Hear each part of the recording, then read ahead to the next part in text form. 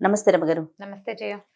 రమగారు, గతంలో మనం కొంచెం అమ్మవారి ప్రాశస్త్యం ఉన్న స్టోరీలు చెప్పుకున్నాం. ఒక స్టోరీ అయితే నాకు అసలు అది ఎవర్ గ్రీన్ స్టోరీ, మనకి అమ్మవారి గాజుల స్టోరీ అండి. ఇప్పటికీ అది చూస్తే అబ్బా ఎంత బాగుందో అనిపిస్తుంది. ఇప్పటికీ ఆ కథ ఫలానా అయింది అని నాకు వస్తూనే ఉన్నాయి మెసేజ్లు. 2 ఏళ్ళు అయిపోయింది. ఎంత ఎన్ని పుస్తకాలు వచ్చినాయో. అవును, అలాంటి కథ మన మా బాస్ సుమన్ గారు కలిసినప్పుడల్లా ఏదైనా స్టోరీ విషయం వచ్చినప్పుడల్లా జయ రమగారితో ఇలాంటి స్టోరీస్ ఏమైనా ఉంటే ఇంకొంచెం చెప్పించింది జయ, అమ్మవారి స్టోరీలు చాలా బాగుంది అని చెప్తూ ఉంటారు ఆయన. చాలా మంది ఇష్టపడతారండి ఆ కథ. అలాంటివి ఏదన్నా ఇంకా ఏమన్నా ఉంటే మీ దగ్గర, మీకు ఐడియాలో ఉంటే ఒకటి చెప్పండి. మరి అలాంటిది కాదు కానీ అమ్మవారికి సంబంధించిందే ఒక కథ చెప్తాం. మొన్న ఒకటి చెప్పుకున్నాం మనం, చెట్టులో అమ్మవారు ఉండటం. అవును, ఇది ఒకటి చెప్దాం. ఒక పల్లెటూరులో సుబ్బయ్య అని ఒక ఉప్పు వ్యాపారస్తుడు ఉండేవాడు.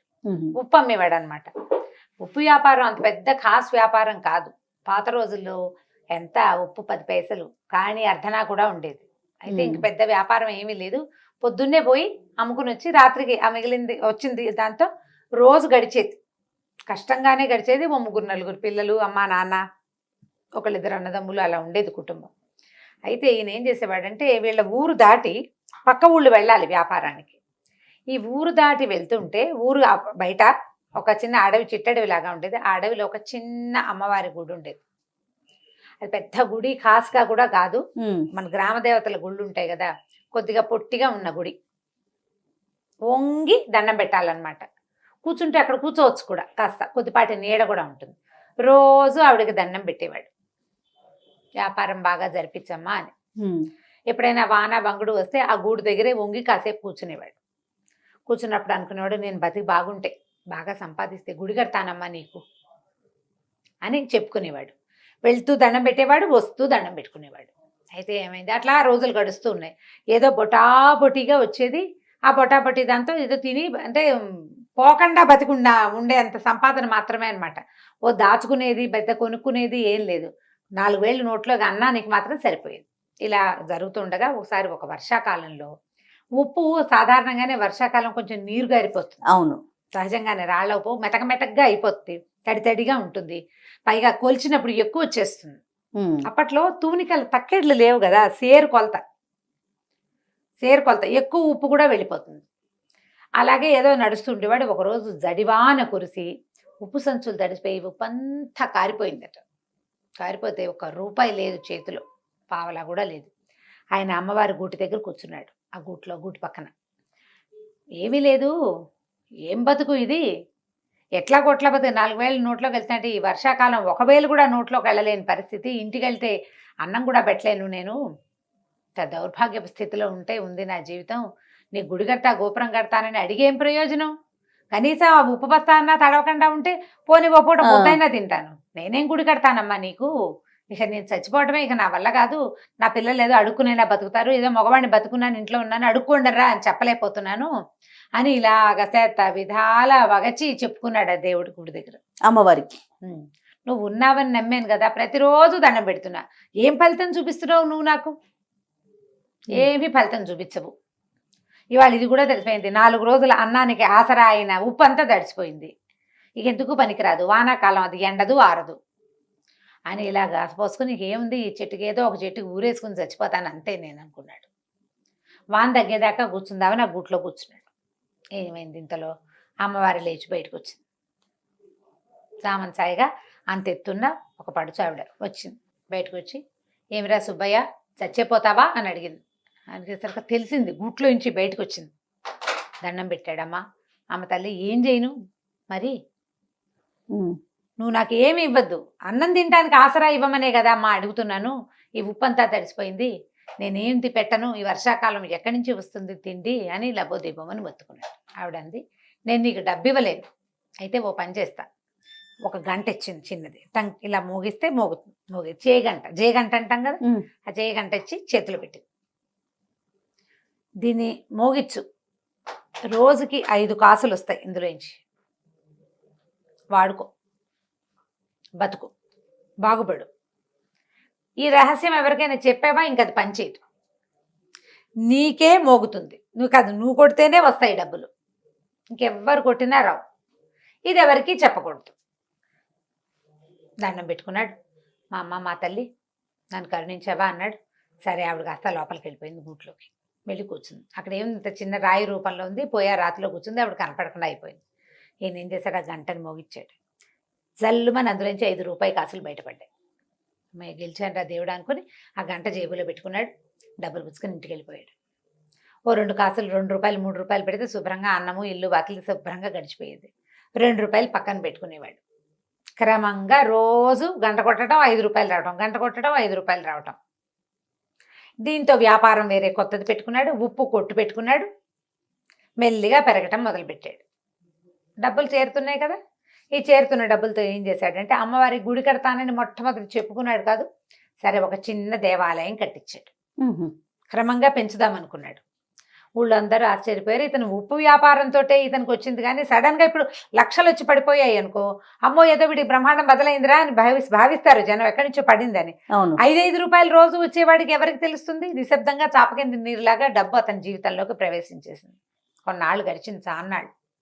రోజు పొద్దున పూజ చేసేవాడు, గంట వాయించేవాడు, 5 రూపాయలకు పడేవి ఆయన దాచుకునేవాడు. వాడుకోగా కొంతమందికి కోట్లు పెద్దవి చేశాడు, పని వాళ్ళని పెంచాడు, అందరికీ అన్నీ వచ్చినాయి. గుడి కూడా కట్టేశాడు, చాలా మటుకు కట్టాడు. కొన్నాళ్ళ తర్వాత ఏమైందంటే ఇల్లంతా రెనోవేట్ చేయించుకున్నారు బాగా. ఈ రెనోవేషన్లో భాగంగా వాళ్ళ ఆవిడ దగ్గరుండి సున్నాలు వేస్తూ పూజా మందిరం చక్కగా బాగు చేయించి పెద్దగా చెక్కలు బాగా డిజైన్ లాగా చేయించి ఈ పాత గంట ఇది ఎందుకని తీసుకెళ్లి పాత సామాన్లు వాడికి ఇచ్చేసింది. అయ్యో. ఈయన ఆ రోజు ఊరెళ్ళాడు. పొద్దున్నే ఊరెళ్ళిపోయాడు. అర్ధరాత్రి ఎప్పుడో తిరిగి వచ్చాడు. మర్నాడు పొద్దున్న దేవుడి దగ్గర చూస్తే గంట లేదు. ఇప్పుడు ఏం చేయాలి గంట? ఈయన అడిగాడు భార్యని, ఏమే గంట అయితే ఇక్కడ ఉండాలంటే ఆ పాత పడిపోయింది, కిలుం పట్టేసింది పిచ్చి గంట, పైగా మోగిచ్చినా కూడా అదో రకం ఓటి మోత వస్తుంది, అందుకని పాత సామాన్లు వాడికి ఇచ్చేసాను. నేను లబోదిబానుడు స్నిదుంపది కదా, అచ్చొచ్చిన గంటే అమ్మవారి ఇచ్చిన గంట అనలా, ఉంది అచ్చొచ్చిన గంట మా ముత్తాతల నాటిది, అది టింగుమని మోగినా టంగుమని మోగినా నాకు అదే కావాలి, ఎవరికి ఇచ్చావో చెప్పన్నాడు. ఎవరికి ఇచ్చావంటే వీళ్ళకి 3 సందులు అవతల కనకయ్య అని ఒక పాత సామాన్లు కొనేవాడు ఒకడు ఉన్నాడు. వాడికి అమ్మేసింది. వాడికి ఇంట్లో అవి ఇవి సామాన్లు పాత అమ్మేస్తూ ఈ గంట కూడా ఇత్తడి వస్తువులాగా, ఇత్తడి కంచు గంటలు కదా ఆ రోజుల్లో ఉండేవి, ఇప్పుడు కూడా కంచు గంట అయితేనే మోగుతుంది. కంచు సామాన్లు, ఇత్తడి సామాన్లు, పాత సామాన్లు, చిల్లులు పడ్డవి, కిలిం పట్టినవి, తర్వాత ఇనప రేకులు, ఇంట్లో ఏవో ఉంటాయి రకరకాలు, అలాంటివి ఇచ్చేసింది. ఇది కూడా అతనికే ఇచ్చింది. పరిగెత్తుకుంటూ ఆ కనకయ్య వాళ్ళ ఇంటికి వెళ్ళాడు. కనకయ్య మా ఆవిడ ఇచ్చిన సామాన్లలో ఒక గంట ఉంది కదా, ఆ గంట ఇచ్చే నాకు అన్నాడు. వీడికి ఆ కనకయ్యకి ఏం డౌట్ వచ్చింది, ఈయన పెద్ద మూతుబరి, గత 10 ఏళ్ళుగా బాగా సంపాదించాడు, అమ్మవారి గుడి కట్టాడు, ఆయనకి సంపాదన ఉంది, బళ్ళు గిళ్ళు ఉన్నాయి, పిల్లలు శుభ్రంగా చదువుకుంటున్నారు, పాత వస్తువు కోసం ఎందుకు వచ్చాడు, ఏదో ఉందన్నమాట. అందుకని ఏమనుకున్నాడు, అది ఎదురుకుండానే ఉంది, ఎక్కడో పడేశానన్నాడు. కరగబెట్టే సామాన్లలో పడేశానో దాచిపెట్టే సామాన్లలో పడేశానో గుర్తులేదు. అంటే ఇతను ఏమన్నాడు, బాబు ఆ గంట ఇచ్చేసాయి అని అడిగేసరికల్లా నేను డబ్బులు కొన్నాను మీ ఆవిడ దగ్గర, నేను డబ్బులు ఇచ్చి కొన్నాను, నువ్వేమిస్తావు చెప్పు నీ గంటకన్నాడు. అనేసరికల్లా ఇతను అన్నాడు, అదేమిటి నువ్వు గంటకి ఎంత ఇచ్చావు అంత ఇస్తాను తీసుకోమన్నాడు. ఒప్పుకోలే, ఏదో ఉంది ఆ గంటలో విశేషం, అదేమిటో చెప్పు ముందు నాకన్నాడు. అనేసరికల్లా ఇతను అన్నాడు, కాదయ్యా ఆ గంటలో ఒక ప్రత్యేకమైన అర ఉంది, కొంత డబ్బులు దాచిపెట్టుకున్నాను, అందులో ఒక మహిమ గల గంట అది చెప్పాడు. అమ్మవారి సంగతి చెప్పలా, అమ్మవారి సంగతి చెప్పలా, నేను డబ్బులు దాచిపెట్టుకున్నాను, మహిమగల గంట వస్తువు ఎప్పుడైనా అత్యవసరానికి తీసుకోవడానికి దాచుకున్నా, నాది నాకు ఇచ్చేయమన్నాడు. ఇంకా నయం గంటలో డబ్బులు పెడతారా ఎవరైనా అన్నాడు కనకయ్య. గంట అంటే ఏముంటుంది, ఇట్లా ఇలా ఉంటుంది, పైన పీడు ఉంటుంది, లోపల వేళ్లాడే ఒక లోలకం లాంటిది ఉంటుంది, ఇలా అంటే మోగుతుంది. అందులో రహస్య పర్లు ఎలా ఉంటాయి చెప్పు, పైగా నేను తెచ్చేటప్పుడు చూసి అందులో ఏం లేదు, నువ్వు అబద్ధం చెప్తున్నావు అన్నాడు. కాదు నిజమే చెప్తున్నాను, నా మాట అబద్ధం అని తెలితే 1000 వరహాలు ఇస్తాను, నేను ఆ గంటలో ఇచ్చి డబ్బులు తీయలేకపోతే 1000 వరహాలు ఇస్తా, నువ్వేమిస్తావో చెప్పన్నాడు ఈయన సుబ్బయ్య గారు. ఈతను ఏమన్నాడు, నేను 1000 వరహాలు ఇస్తా, ఆ గంటలో ఏం లేదన్నాడు. రేపొద్దున చూపిస్తానన్నాడు. సరే ఈయన ఏమనుకున్నాడు, సరేలే వాడేం చేయలేడు దాన్ని. ఈయన ఇంటికి వెళ్ళిపోయాడు. మర్నాడు పొద్దున జనాలందరినీ పిలుచుకుని ఆయన వచ్చాడనమాట. ఈ లోపల ఈ రాత్రి కనకయ్య సాయంకాలం నుంచి మొదలుపెట్టి వాళ్ళ తమ్ముడిని పిలిచాడు, బావమరిదని పిలిచాడు, ఆ గంటను తిరిగేశారు, మరగేశారు, నేలకేసి కొట్టారు, విసిరారు, ఎక్కడి నుంచి ఏమీ బయటికి రాలే. దాంట్లో ఒక అర ఉండేందుకు ఏ అవకాశము లేదు. ఎక్కడ పెట్టాడో తెలీదు. ఏమైనా రహస్యపు మీటల మీద బాగా తోమేరు మెరిసేలాగా. చింతపండు ఉప్పు పెట్టి తోమేరు, నిమ్మకాయ డిప్పేసి తోమేరు, ధగధగాయమానగా బంగారపు గంటలే మెరుస్తోంది. అందులోంచి ఏమీ బయటికి రాదు. సరే ఏమనుకున్నాడు, ఇందులోంచి ఏమీ రాలేదు కాబట్టి అతను కూడా తీయలేడు. తీయిస్తాడు, తీయకేం చేస్తాడు, చూద్దాం అనుకున్నాడు. మర్నాడు పొద్దున వారవీర ఇతను చుట్టుపక్కల వాళ్ళు నలుగురు చేరారు, ఆయన ఓ నలుగురిని తెచ్చాడు. గంట అందరి మధ్యలో ఆ గంట ఆయనకి ఇచ్చేయాలి. ఇచ్చేసరికల్లా సరే ఇందులో ఏమీ లేదు, నేను తిరిగేశాను మరగేశాను, ఇందులో ఏం లేదు, నువ్వు అబద్ధం చెప్పావు, 1000 అక్కడ పెట్టి గంట తీసుకోమన్నాడు. 1000 రూపాయలు ఇస్తానన్నాడు కదా. అయితే ఈ సుబ్బయ్య గారు అన్నాడు, ముందు గంట నా చేతిలో పెట్టు, డబ్బులు నేను తీసి చూపిస్తాను నీకు ఇందులో. సరే ఇచ్చాడు. ఇచ్చేసరికల్లా ఈయన ఏం చేశాడు, ఆ గంటను దండం పెట్టుకుని అలాగా మోగించి ఆ గంటల నుంచి 5 రూపాయల బిళ్ళలు అతని చేతిలో పెట్టాను. ఇదిగో నేను దాచిపెట్టాను, ఇదిగో అని చూపించాను. జనాలంతా ఆశ్చర్యపోయారు, ఎలా దాచావు అని. ఇప్పుడు నా పూర్వీకుల గంట కదా, ముత్తాతల నుంచి మా ఇంట్లో ఉంది, నేను దాని ఆసరాతోటే బతికాను, నేను మీకు చూపించేస్తానా, నాది ఇది, మా ఇంట్లో నుంచి ఇతను తెచ్చాడు, ఎందుకు చూపిస్తాను నేను మీకు, ఎలా దాచాను చూపించక్కర్లేదు. ఇప్పుడు కనకయ్య ఇది ఆశపడ్డందుకు ఏమిటి ఇచ్చేస్తే గంట అని అడిగితే ఏముంది, పావలా ఇచ్చుంటాడు ఆ గంటకి, ఆ పావలాను ₹1 పావలాకి ₹1 లేదా రూపాయి ఇవ్వు అంటే సరిపోయేది. పందెం కట్టేందుకు 1000 రూపాయలు ఇవ్వాల్సి వచ్చింది. అయితే ఈయనేమన్నాడు సుబ్బయ్య గారు, అంత వద్దులేవయ్యా, నా గంట నాకు ఇచ్చావు, సగం ఇవ్వు చాలు, ఆ సగం కూడా నాకు ఇవ్వద్దు, ఊళ్ళో అమ్మవారి గుడి ఉంది కదా ఊరి చివర, గుడి బాగు చేయించడానికి డబ్బులు ఇవ్వు, గుడిని పెద్దది చేయడానికి. కానీ ఈ కనకయ్య దగ్గర నుంచి 500 రూపాయలు ఇప్పించాడు ఆ గుడికి. గుడిని ఇంకా కాస్త బాగు చేశారు. మరి 500 రూపాయలు అంటే ఆ రోజుల్లో ఎక్కువ కదా. నేను అమ్మ తమ తల్లి నా మొత్తాన్ని నా చేతిలోకి వచ్చేసావు నువ్వు అని ఆ గంటకి దండం పెట్టుకుని తీసుకెళ్లి తన ఇంట్లో పెట్టుకున్నాడు. కనుక ఈ సుబ్బయ్య గారు ఉన్ననాళ్లే ఆ గంట పనిచేస్తుంది. ఆ తర్వాత ఎవరి చేతికి దొరికినా మోత వస్తుంది కానీ అందులో నుంచి డబ్బులు రావు. కేవలం సుబ్బయ్యకే ఇచ్చింది అనమాట అమ్మవారు అవకాశం. ఎందుకు ఇచ్చింది, అతను భక్తి వల్ల. రోజు దండం పెట్టుకుని, ఉప్పు వ్యాపారస్తుడు, ఉప్పు ఎంత అమ్ముకుంటాడు, రోజుకి రూపాయి ఆదాయం లేనివాడు, నా బతుకు బాగుంటే నీకు గుడి కడతానని భగవంతుని పట్ల ఆ రకమైన ప్రేమను అతను ప్రదర్శించినందుకు అతనికి ఆ గంట ఇచ్చిందనమాట. గంట పుచ్చుకుని ఇంటికి వచ్చేసాడు. ఆ తర్వాత ఈయన దారిని హాయిగా ఉన్నాడు, ఆయన దారిని ఆయన హాయిగా ఉన్నాడు. కథ కంచికి మనం ఇంటికి. చాలా బాగుంది, చిన్న కథ కానీ మంచి కథ, మంచి మహిమ ఉన్న కథ కదండి అమ్మవారి కథ. రైట్ రమ్మగారు, నమస్తే. నమస్తే జయ. రమ్మగారు ఈరోజు ఏం స్టోరీ చెప్పబోతున్నారు? భక్తి, భక్తిని గురించిన ఒక కథ చెప్తాం. ఓకే, అంటే భక్తిని పెంపొందించటమా? పెంపొందించడం కాదు, అసలు భక్తి, నమ్మకం, అపనమ్మకం, భగవంతుడిని తెలుసుకోవడం, తెలుసుకోకపోవడం, జ్ఞానికి అజ్ఞానికి ఉండే వ్యత్యాసం ఏమిటి? ఇంట్రెస్టింగ్ అండి. విషయం ఇంట్రెస్టింగే, కథ కూడా చాలా ఇంట్రెస్టింగ్ గా ఉంటుంది. చెప్పండి. ఇప్పుడు చాలా కాలం క్రితం పల్లెలు వాట్లలో పెద్దగా దేవాలయాలు అవి లేని ఊళ్ళు ఉండేవి వరకు. ఇప్పుడు ప్రతి పల్లెకి బోల్డని దేవాలయాలు, చిన్న చిన్న ఊళ్ళల్లో కూడా పెద్ద పెద్ద కట్టడాలు అవన్నీ ఉన్నాయి. కాదు రమ్మగారు, ప్రతి గ్రామానికి ఒక రామాలయం అంటారు కదండి. రామాలయం అంటే ఒట్టిగా మండపం, ఒక మందిరం లాంటిది. రాముల వారి విగ్రహాలు, ధూపదీప నైవేద్యాదులు అవి ఏముండవు. ఇప్పుడు మా ఊరుందా, మా ఊళ్ళో ఒట్టి రామభజన మందిరమే అది. రామాలయం అంటే సీతారాముల లక్ష్మణుల విగ్రహాలు, ఇవి షోడశోపచారాలు చేయటాలు అవి చాలా తక్కువే చేయ. భజనలు ఉండేవి, రామభజన చేస్తారు. మాకు 2 రామభజన మందిరాలు ఉండేవి. ఇప్పుడు కూడా అవే రామభజన మందిరాలు ఉన్నాయి. అక్కడ విగ్రహాలు ఏముండవు, ఏమి లేదు, 2 పటాలే, అక్కడో పటం ఇక్కడో పటం. ఇక్కడ కొన్ని జాతుల వాళ్ళు ఇక్కడ, కొన్ని జాతుల వాళ్ళు అక్కడ చేసుకోవడం. ఇప్పుడు ఒక మహాలక్ష్మి అమ్మవారు, మా ఊళ్ళ అమ్మవారు వెలిసిన ఒక దేవాలయం ఉంది, మా వాళ్ళు కట్టింది అంతే. ఇది కూడా దేవాలయం అంటే పెద్దగా మనకి గోపురాలు అవి ఉన్నది ఏం కాదు. ఒక భక్తికి ఒక సులువైన మార్గం అంతే. భగవంతుని తలుచుకునేందుకు సులువైన మార్గాలు. ఇప్పుడు పల్లెటూళ్ళల్లో, కొండ కోనల్లో ఎక్కడుండేవి దేవాలయాలు? ఉండేవి కాదు. అయితే ఏమైంది, పూర్వం చాలా కాలం క్రితం ఒక పల్లెటూరికి ఆనుకుని ఒక కోయ జాతులు కొండవాళ్ళు ఉండే ఒక పెద్ద అడవి ఉండేది. పల్లెటూళ్ళలో ఏదో సామాన్య పాఠక జనం ఉండేవాళ్ళు, 4-5 బ్రాహ్మణ కుటుంబాలు కూడా ఉండేవి. ఏదో ఎలాగోలాగా అప్పుడు ఏంటంటే కొద్దిగా చారెడు భూమి ఉంటే ఏదో దున్నుకుని వచ్చిన వడ్లతోటి అన్ని మారకపు రోజులు, వస్తు మార్పిడి రోజులు. అలాగే ఏదో బతికేవాళ్ళు. పెద్దగా డబ్బులు గిబ్బులు అన్ని చోట్ల డబ్బు ఉండటము, ధనంగా ధనికులు భూస్వాములు ఉండే రోజులు కావు అసలు అవి. ఒకవేళ ఉన్నా ఎక్కడో పెద్ద ఊళ్ళల్లో ఉండేవాళ్ళు. ఈ పల్లెల్లో వాటిలలో ఏదో ఉంటే పొలాలే తప్పిస్తే డబ్బున్న వ్యవహారం ఏమీ కనపడేది కాదు. అయితే ఈ పల్లెటూరును అనుకున్న మొన్న అడవి ఉంది కదా, అందులో కొన్ని కోయా కొండ జాతుల వాళ్ళు ఉండేవాళ్ళు. అయితే ఏమైందట, ఓ సంవత్సరం బాగా వానలు పడి పైనుంచి ఒక సెలయేరులో కొన్ని దుంగలు అవి కొట్టుకొస్తాయి కదా, అట్లా అవునండి. ఒక చెట్ల కొమ్మలు కొట్టుకొస్తాయి, దుంగలు కొట్టుకొచ్చేస్తాయి, వానకి మొదలు కదిలిపోయి చెట్లు పడిపోతాయి, అదంతా కింద కొట్టుకొచ్చేస్తుంది. అట్లా కొట్టుకొచ్చిన వాటిల్లో ఒక అంత పెద్ద చింతమొద్దు దొరికింది వాళ్ళకి. చింతమొద్దు దొరికితే అది బాగుంది అనుకున్నారు. ఇప్పుడు మిగిలిన చెట్లు అన్ని ముక్కలు చేసి పెట్టుకున్నారు. ఈ చింతమొద్దుని మామూలుగా ఏం చేస్తారంటే చింత కానీ వేప కానీ మామిడి కానీ నీటిలో బాగా నాననిస్తారు. దాన్ని ఏదో అంటారు, పేరు గుర్తు రావట్లేదు. దీన్ని ఏంటంటే దాని లైఫ్ పెరుగుతుందన్నమాట, నీటిలో నానిన కొద్దికి గట్టిదనం వస్తుంది చెక్కకి. తర్వాత దాన్ని ఆరబెట్టి దాంతో ఫర్నిచర్ చేసుకుంటారు, సీజనింగ్ అంటారు. సీజన్డ్ వుడ్ దాని పేరే అది. ఆ సీజనింగ్ ఏంటంటే నీళ్ళలో పడేసేయటమే అనమాట. నిద్రగన్నేరు చెట్లు కూడా కొట్టేసి పెద్ద పెద్ద దుంగల్ని చెరువుల్లో పడేస్తారు.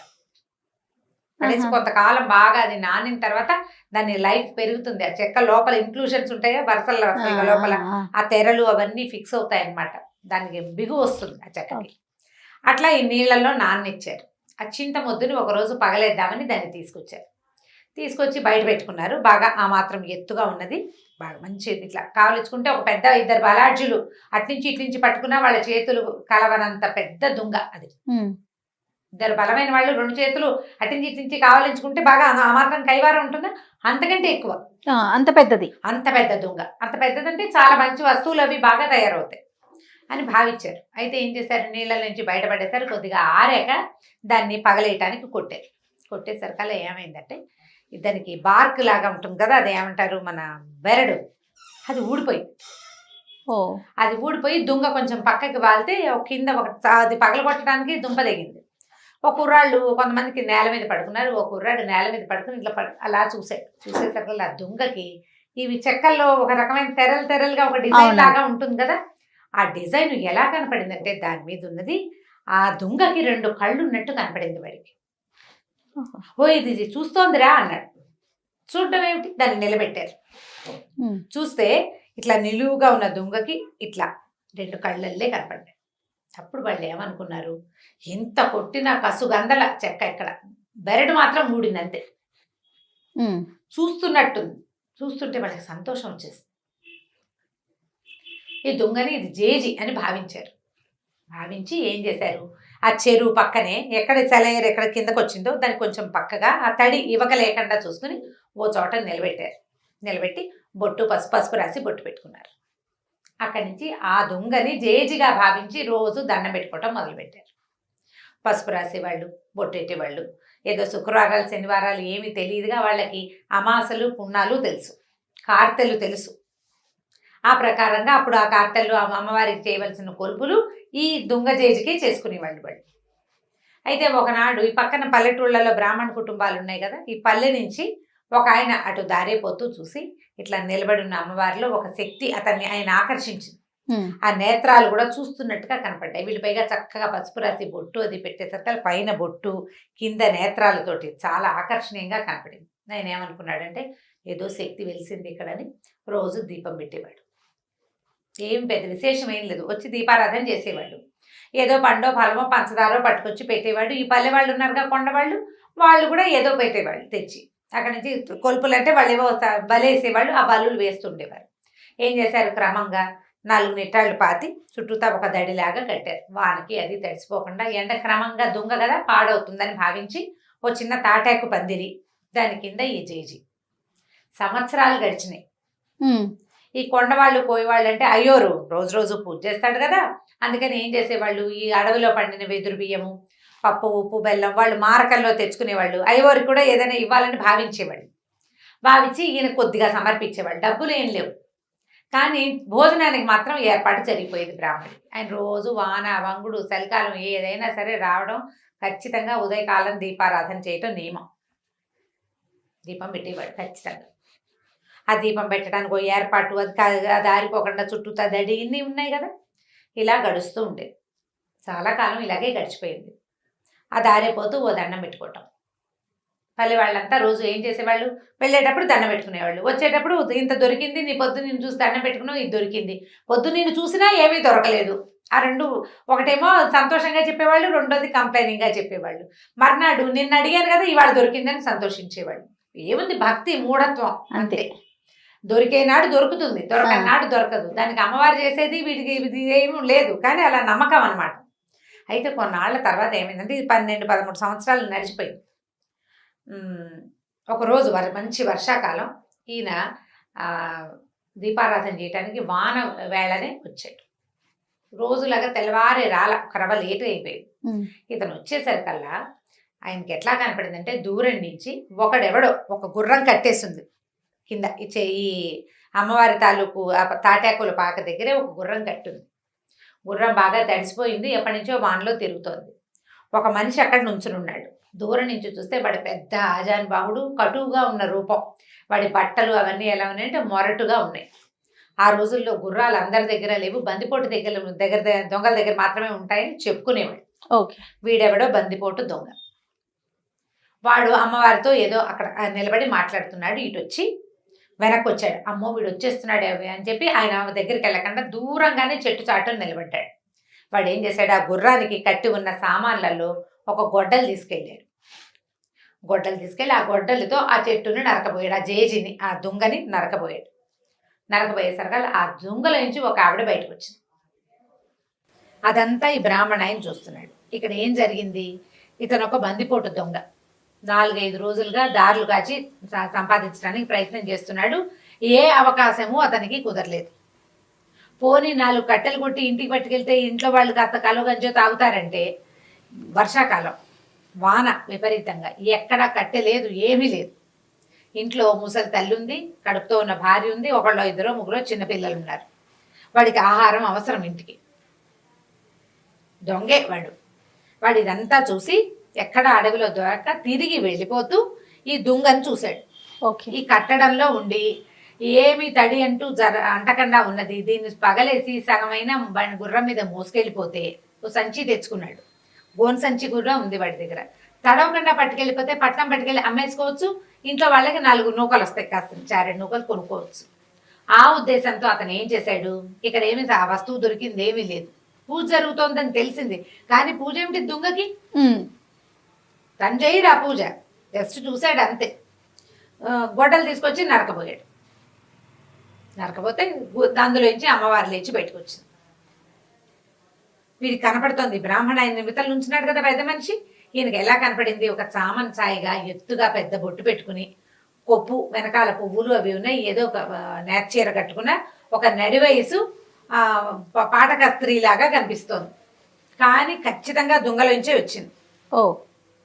అప్పుడు ఆవిడ ఏం చేసింది, ఏరా నాయన ఇట్లా కొట్టేస్తున్నావు, నేను ఎప్పటి నుంచో ఈ దొంగలో ఉన్నాను, ఈ పాటకు జనం అంతా దండం పెట్టుకుంటారా నన్ను, నువ్వు దొంగను కొట్టద్దు నువ్వు అన్నది. అనేసరికల్లా ఆ దొంగ అన్నాడు, నేనేం చేయను, నాకు ఎక్కడ ఏమీ దొరకలేదమ్మా, ఏదైనా 1 రూపాయి దొరికినా నిన్ను వదిలిపెట్టి వెళ్ళిపోయేవాడిని, పగలేసి తీసుకెళ్ళాను అనుకో 10 రూపాయలు దొరుకుతాయి, నేను అందుకే కొట్టబోయాను అన్నాడు. అనేసరికల్లా ఆవిడ ఏమంది, డబ్బులే కదా నేను ఇస్తానని ఆవిడ ఏం చేసింది, ఇంత మూట ఎత్తి వాడి చేతిలో పెట్టింది. గల్లుమంటోంది మూట. దూరం నుంచి మనకి డబ్బుల కట్టలు అవి ఇవ్వడం తెలిసిపోతుంది కదా. ఈ డబ్బు గల్లు మనటము, ఒక డబ్బుల మూట, చిన్న మూటలు ఉంటాయి డబ్బులు. ఆ రోజుల్లో ఏం చేసేవాళ్ళు, సంచుల్లో వేసి నాణేలు కదా. తెలిసింది అతనికి, బ్రాహ్మడికి అర్థమైంది. ఆ మూట ఎత్తి వాడి చేతిలో పెట్టింది. వాడు వీడికి వంగి వీడి కాళ్ళకి దండం పెట్టి వెళ్ళిపోయాడు. అవురా 12-13 సంవత్సరాల నుంచి అర్చన చేస్తుంటే 10 పైసలు ఇవ్వలేదే నాకు, వీడెవడ గొడ్డలెత్తితే ఇచ్చేసింది. ఇదనమాట మార్గం, ఇదే కదా మార్గం. సరే ఏం చేశాడు, ఆ దీపారాధన పక్కన పెట్టి ముందు ఇంటికి వెళ్ళిపోయాడు. మళ్ళీ ఊళ్ళోకి వెళ్ళి గొడ్డలు పుచ్చుకొచ్చాడు. గొడ్డలు పట్టుకొచ్చాడు. సరే దీపాన్ని సామాన్లు కూడా పట్టుకెళ్ళి అన్నీ అక్కడ పెట్టి గొడ్డలు ఎత్తాడు కొట్టడానికి. ఎత్తటం ఏమిటి, గంటలు గణ గణ గణ గణ మోగిపోయింది. 1 గంట ఉంది అక్కడ. 1 గంట ఎన్ని గంటలు గానో మోగింది. పెద్ద వెలుగు వచ్చింది ఒకేసారి. ఒక పిడుగు పడితే మెరుపు వస్తే ఎలా వస్తుంది, ఆ మెరుపు మనకు కంటి ముందే మెరిస్తే కళ్ళు చీకట్లు గమ్మిపోవు మనకి. పెద్ద మెరుపుల్లే వచ్చింది. ఈ దెబ్బ అసలు ఇట్లా దానికి తగలకుండానే, ఇంకా తగల్లా గట్టిగా, తగలక ముందే పెద్ద మెరుపు, గంట మోగిపోయింది విపరీతంగా. కళ్ళు కాసపోయినాయి బ్రాహ్మణాయనకి. అమ్మో నా కళ్ళు కనపట్ల, మెరుపు కళ్ళు మిరుమిట్లు కొలిపోయి ఇవి గొడ్డలి పడిపోయింది. కళ్ళు మూసుకుని కింద కోలుపడిపోయాడు. అక్కడి నుంచి లోపల నుంచి అమ్మవారు లేచి బయటకు వచ్చింది. బయటకు వచ్చేసరికల్లా ఏం బ్రాహ్మణైనా అదేమిటమ్మా నన్ను నన్ను గుడివాడిని చేసేసావు నువ్వు, ఇందాకటి వాడు కొట్టినప్పుడు వాడికి కొడుతుంటే వాడికి డబ్బిచ్చేవే, ఆ, ఇన్నేళ్ల నుంచి నిన్ను సేవిస్తున్నాను, నాకు ఒక్క రూపాయి ఇవ్వాల, పైగా కొడితే డబ్బిస్తావని నిన్ను కొట్టబోయాను నేను, వాడికి డబ్బిచ్చి నా కళ్ళు పోగొడతావా నువ్వు, నీకు భక్తుడిని కదా, 12-13 ఏళ్ళ నుంచి నిన్ను సేవిస్తున్నాను ఇన్ని సంవత్సరాలుగా అనేసరికల్లా ఆవిడేమందంటే, నిజం నువ్వు నా భక్తుడివి, వాడు నా భక్తుడు కాదు, వాడికి నేను ఉన్నట్టే తెలీదు, నన్ను అమ్మవారిగా భావించి కొట్టలే, వాడు దుంగగా భావించి కొట్టాడు, వాడు అజ్ఞాని, ఇందులో దేవుడు లేడని వాడు అనుకున్నాడు, నీకు తెలుసు నేను ఇందులో ఉన్నానని, నీకు తెలుసు కదా, తెలిసి నువ్వు నన్ను కొట్టబోయావు, భగవంతుడని తెలిసి శక్తి అని తెలిసి కొట్టబోయిన వాడికి కళ్ళు పోవాలా ప్రాణం పోవాలా, వాడు అజ్ఞానంతో చేశాడు, వాడికి తెలియదు అసలు నేనెవరో తెలియదు వాడికి, నువ్వు 12-13 సంవత్సరాల నుంచి నేను ఇక్కడ ఉన్నానని నమ్మేవు, నాకు రోజు దీపం పెట్టావు, నువ్వు పెట్టిన దీపపు వెలుగులోనే ఈ ఊరి జనమంతా నన్ను చూసి దండం పెట్టారు, ఒక్కరోజు కూడా అన్నానికి వెతుక్కున్నావా నువ్వు, ప్రతిరోజు నీ అన్నం ఏర్పాటు చేశాను నేను, నువ్వు నాకు దీపం పెట్టినందుకు ప్రతిగా నీకు భోజనం ఏర్పాటయ్యింది, అది నేనే చేశానని మరి నేను కాకపోతే ఎవడు చేశాడు, వాళ్ళు నీకు తెచ్చిచ్చారు, నాకు నువ్వు దీపం పెట్టావు కాబట్టి వాళ్ళు నీకు ఇచ్చారు, మీ ఇంట్లో నువ్వు పెట్టుకుంటే తెచ్చియ్యరు కదా, ఇప్పుడు వాడు అజ్ఞానంతో కొట్టాడు, వాడికి నేను వద్దన్నా కొడతాడు, నేను వాడిని ఏం చేయలేను, ఎందుకంటే వాడు నన్ను నమ్మడు అసలు, నేను తెలియదు వాడికి, నీకు తెలుసు, తెలిసి నువ్వు చేయొచ్చా ఈ పని, తెలియని వాడు ఏ తప్పు చేసినా ఓకే, తెలిసిన వాడు చెయ్యొచ్చా, ఇది తప్పని నీకు తెలుసు, చెయ్యకూడదు కదా, అందుకే నీ కళ్ళు పోయినాయి, ఇప్పుడు చెప్పు, 100 నాణేలు వాడికి ఇచ్చాను, నీకు కావాలంటే ఇస్తా, మళ్ళీ 100 నాణేలు వాడికి ఇచ్చాను, నీకు కావాలంటే ఇస్తా, కళ్ళు కావాలా 100 నాణేలు కావాలా తేల్చుకో, నేను కావాలా నీకు 100 నాణేలు కావాలా, ఇప్పుడు సమాధానం ఏది, బ్రాహ్మణుడు నిర్ఘాంతపోయాడు, కాదు డబ్బుకు ఆశపడ్డాను నేను, ధనదేవత నన్ను అట్లా పిలిచింది, ఇన్నాళ్ళు నువ్వు నాకు అన్నం పెడుతున్నావన్న జ్ఞాపకం నాకు లేదు, నీ వల్లే నేను ఉంటున్నాను, నువ్వు నన్ను ఉండనిచ్చావు కాబట్టి ఉన్నాను ఇన్ని సంవత్సరాలు, నేను ప్రతిరోజు దీపం నేను పెట్టట్లేదు, నన్ను నువ్వు పెట్టనిచ్చావు, గుర్తించాడు, మనకు అవకాశం ఇస్తాడమ్మా భగవంతుడు, నేను చేస్తున్నానని అనుకుంటే ఎట్లా, ఈ పని చేసేందుకు నాకు అవకాశం భగవంతుడు ఇచ్చాడు, ఆయన ఇవ్వదలుచుకోలేదు, శక్తి మనని ఈ పని చెయ్యనివ్వలేదు అంటే చేయనివ్వదు అంతే, ఇంకా చేయనివ్వదలుచుకోకపోతే ఇక చెయ్యదు, ఏం లేదు, సున్నా, మనం ఇదంతా నీ ప్రతిభ ఎట్లా అవుతుంది, నీ కాలు చెయ్యి కదులుతున్నాయంటే నీ వల్ల, అది కాదే, నీ వల్ల కాదు, ఎవ్వడి వల్ల కాదు, నీ లోపల అంతర్జ్యోతి ఒకటి వెలుగుతున్నంత సేపే నువ్వు చేయగలుగుతావు, ఆ జ్యోతి కొడిగట్టిన మసిబారిన నీ వల్ల కాదు,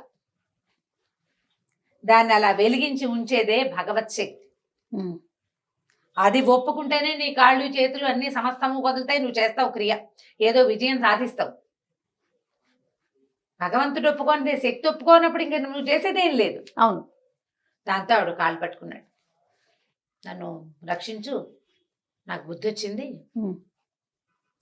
నేను జ్ఞానిగా ఉన్న అజ్ఞానిని, భగవంతుడు ఉన్నాడని తెలిసినా తెలుసుకోలేని అజ్ఞానిని నేను, నన్ను కరుణించమంటే ఆవిడకి కళ్ళు వచ్చేసినాయి బ్రాహ్మడికి, కానీ ఆ అమ్మవారు అతనికి కనపడలా, బతిమలాడుకున్నాడు, కనిపించమని, నాకు ఒక్కసారి కనపడు, దూరం నుంచి చూశాను నిన్ను దగ్గర నుంచి చూసే అవకాశం నాకు ఇవ్వు, ససేమిరకు మూవ్ అనలేదు, జీవితంలో అతను ఆ శక్తిని చూడలేడు, ఇప్పుడు అసలు అమ్మవారు ఒక శక్తి అని ఈ చెక్కలో ఉందని వాళ్ళు పూజిస్తున్నారని తెలియని అజ్ఞాని, ఒక దారులు కాచే దొంగవాడికి సాధారణంగా మనిషి రూపంలో ప్రత్యక్షమయ్యి వాడితో మాట్లాడి వాడిని నెమ్మదిపరిచి వాడికి కావాల్సిన డబ్బులు ఇచ్చి ఈ పని చేయబోక అని చెప్పి పంపించేసింది, ఇన్ని సంవత్సరాలుగా పూజ చేస్తున్న వాడికి ఎప్పటికీ వాడికి అవకాశం కనిపించదు, ఆ మనిషికి అవకాశం లేదు, ఆ బ్రాహ్మడికి ఆ అవకాశం ఇవ్వకుండానే అమ్మవారు లోపలికి వెళ్ళిపోయింది, ఆ తర్వాత ఎప్పుడూ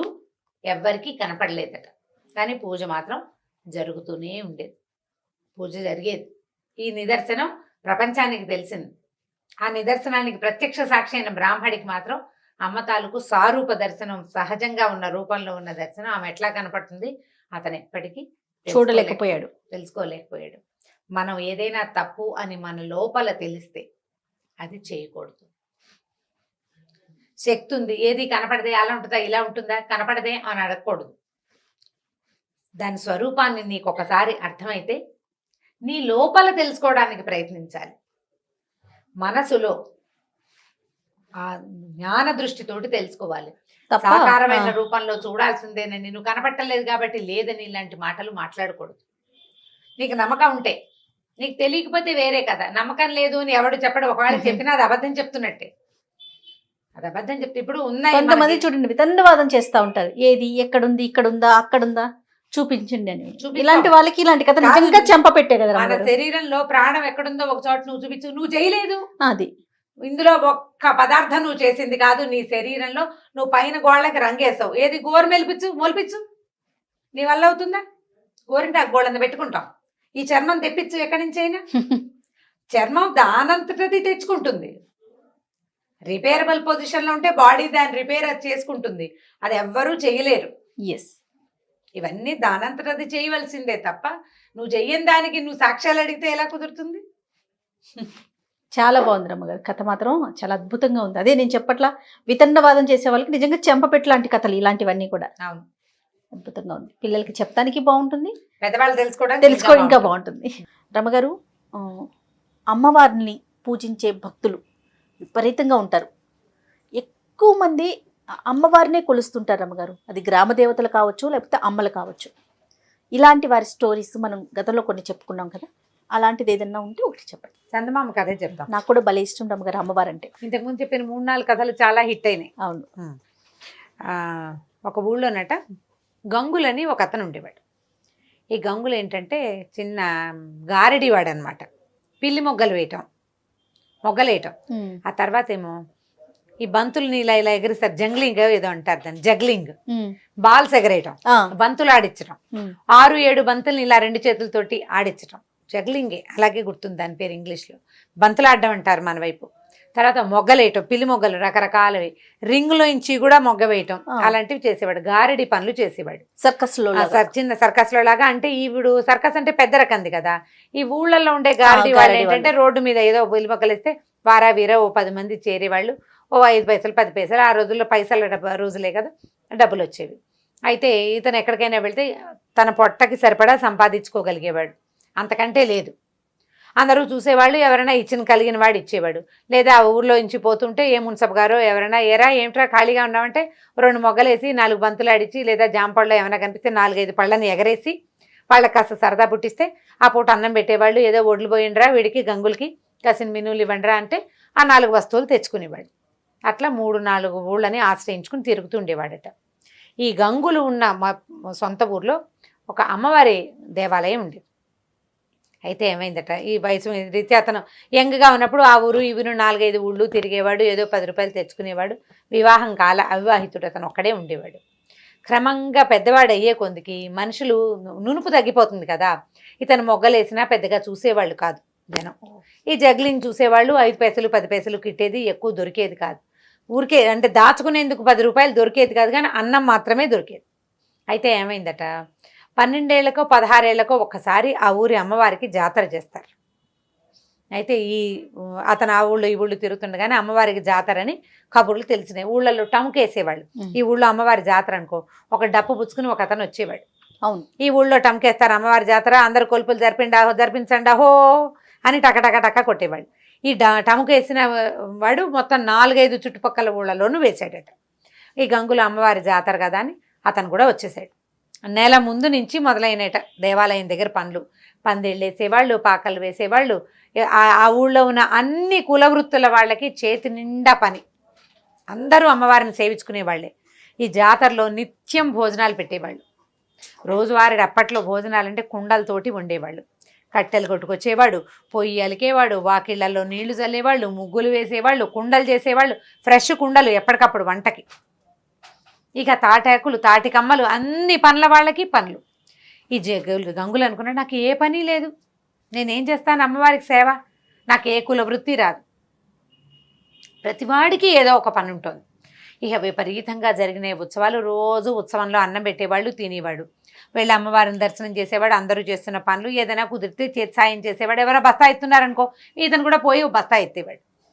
ఎవరన్నా కుండలు బొద్దుంతుగా పెడతారనుకో 4-5 కుండలు చేత్తో పుచ్చుకుని తీసుకెళ్ళి పెట్టడం, అట్లా పనులు చేసేవాడు. కానీ తనే ఒక పెద్ద పనికి సహాయంగా చేయలేకపోయినందుకు ఎంతో దిగులు పడేవాడట. సరే, గడిచినాయి రోజులు. అమ్మవారు జాతర 10 రోజులట. నెల రోజుల నుంచి పనులు మొదలైనవి. పనులు అవగానే జాతర మొదలైంది. 10 రోజులు జాతర జరిగింది. ఈ 10 రోజులు పగలు ఉపవాసం ఉండి రాత్రి భోజనం చేసేవాడట ఈ గంగులు. ప్రతి పగలు ఉపవాసమే. దీంట్లో పెట్టిన పందిట్లో అన్నం తినేవాడు కాదు. సాయంకాల పందిట్లో అన్నం తినేవాడు. అక్కడక్కడే తిరుగుతూ ఉండేవాడు.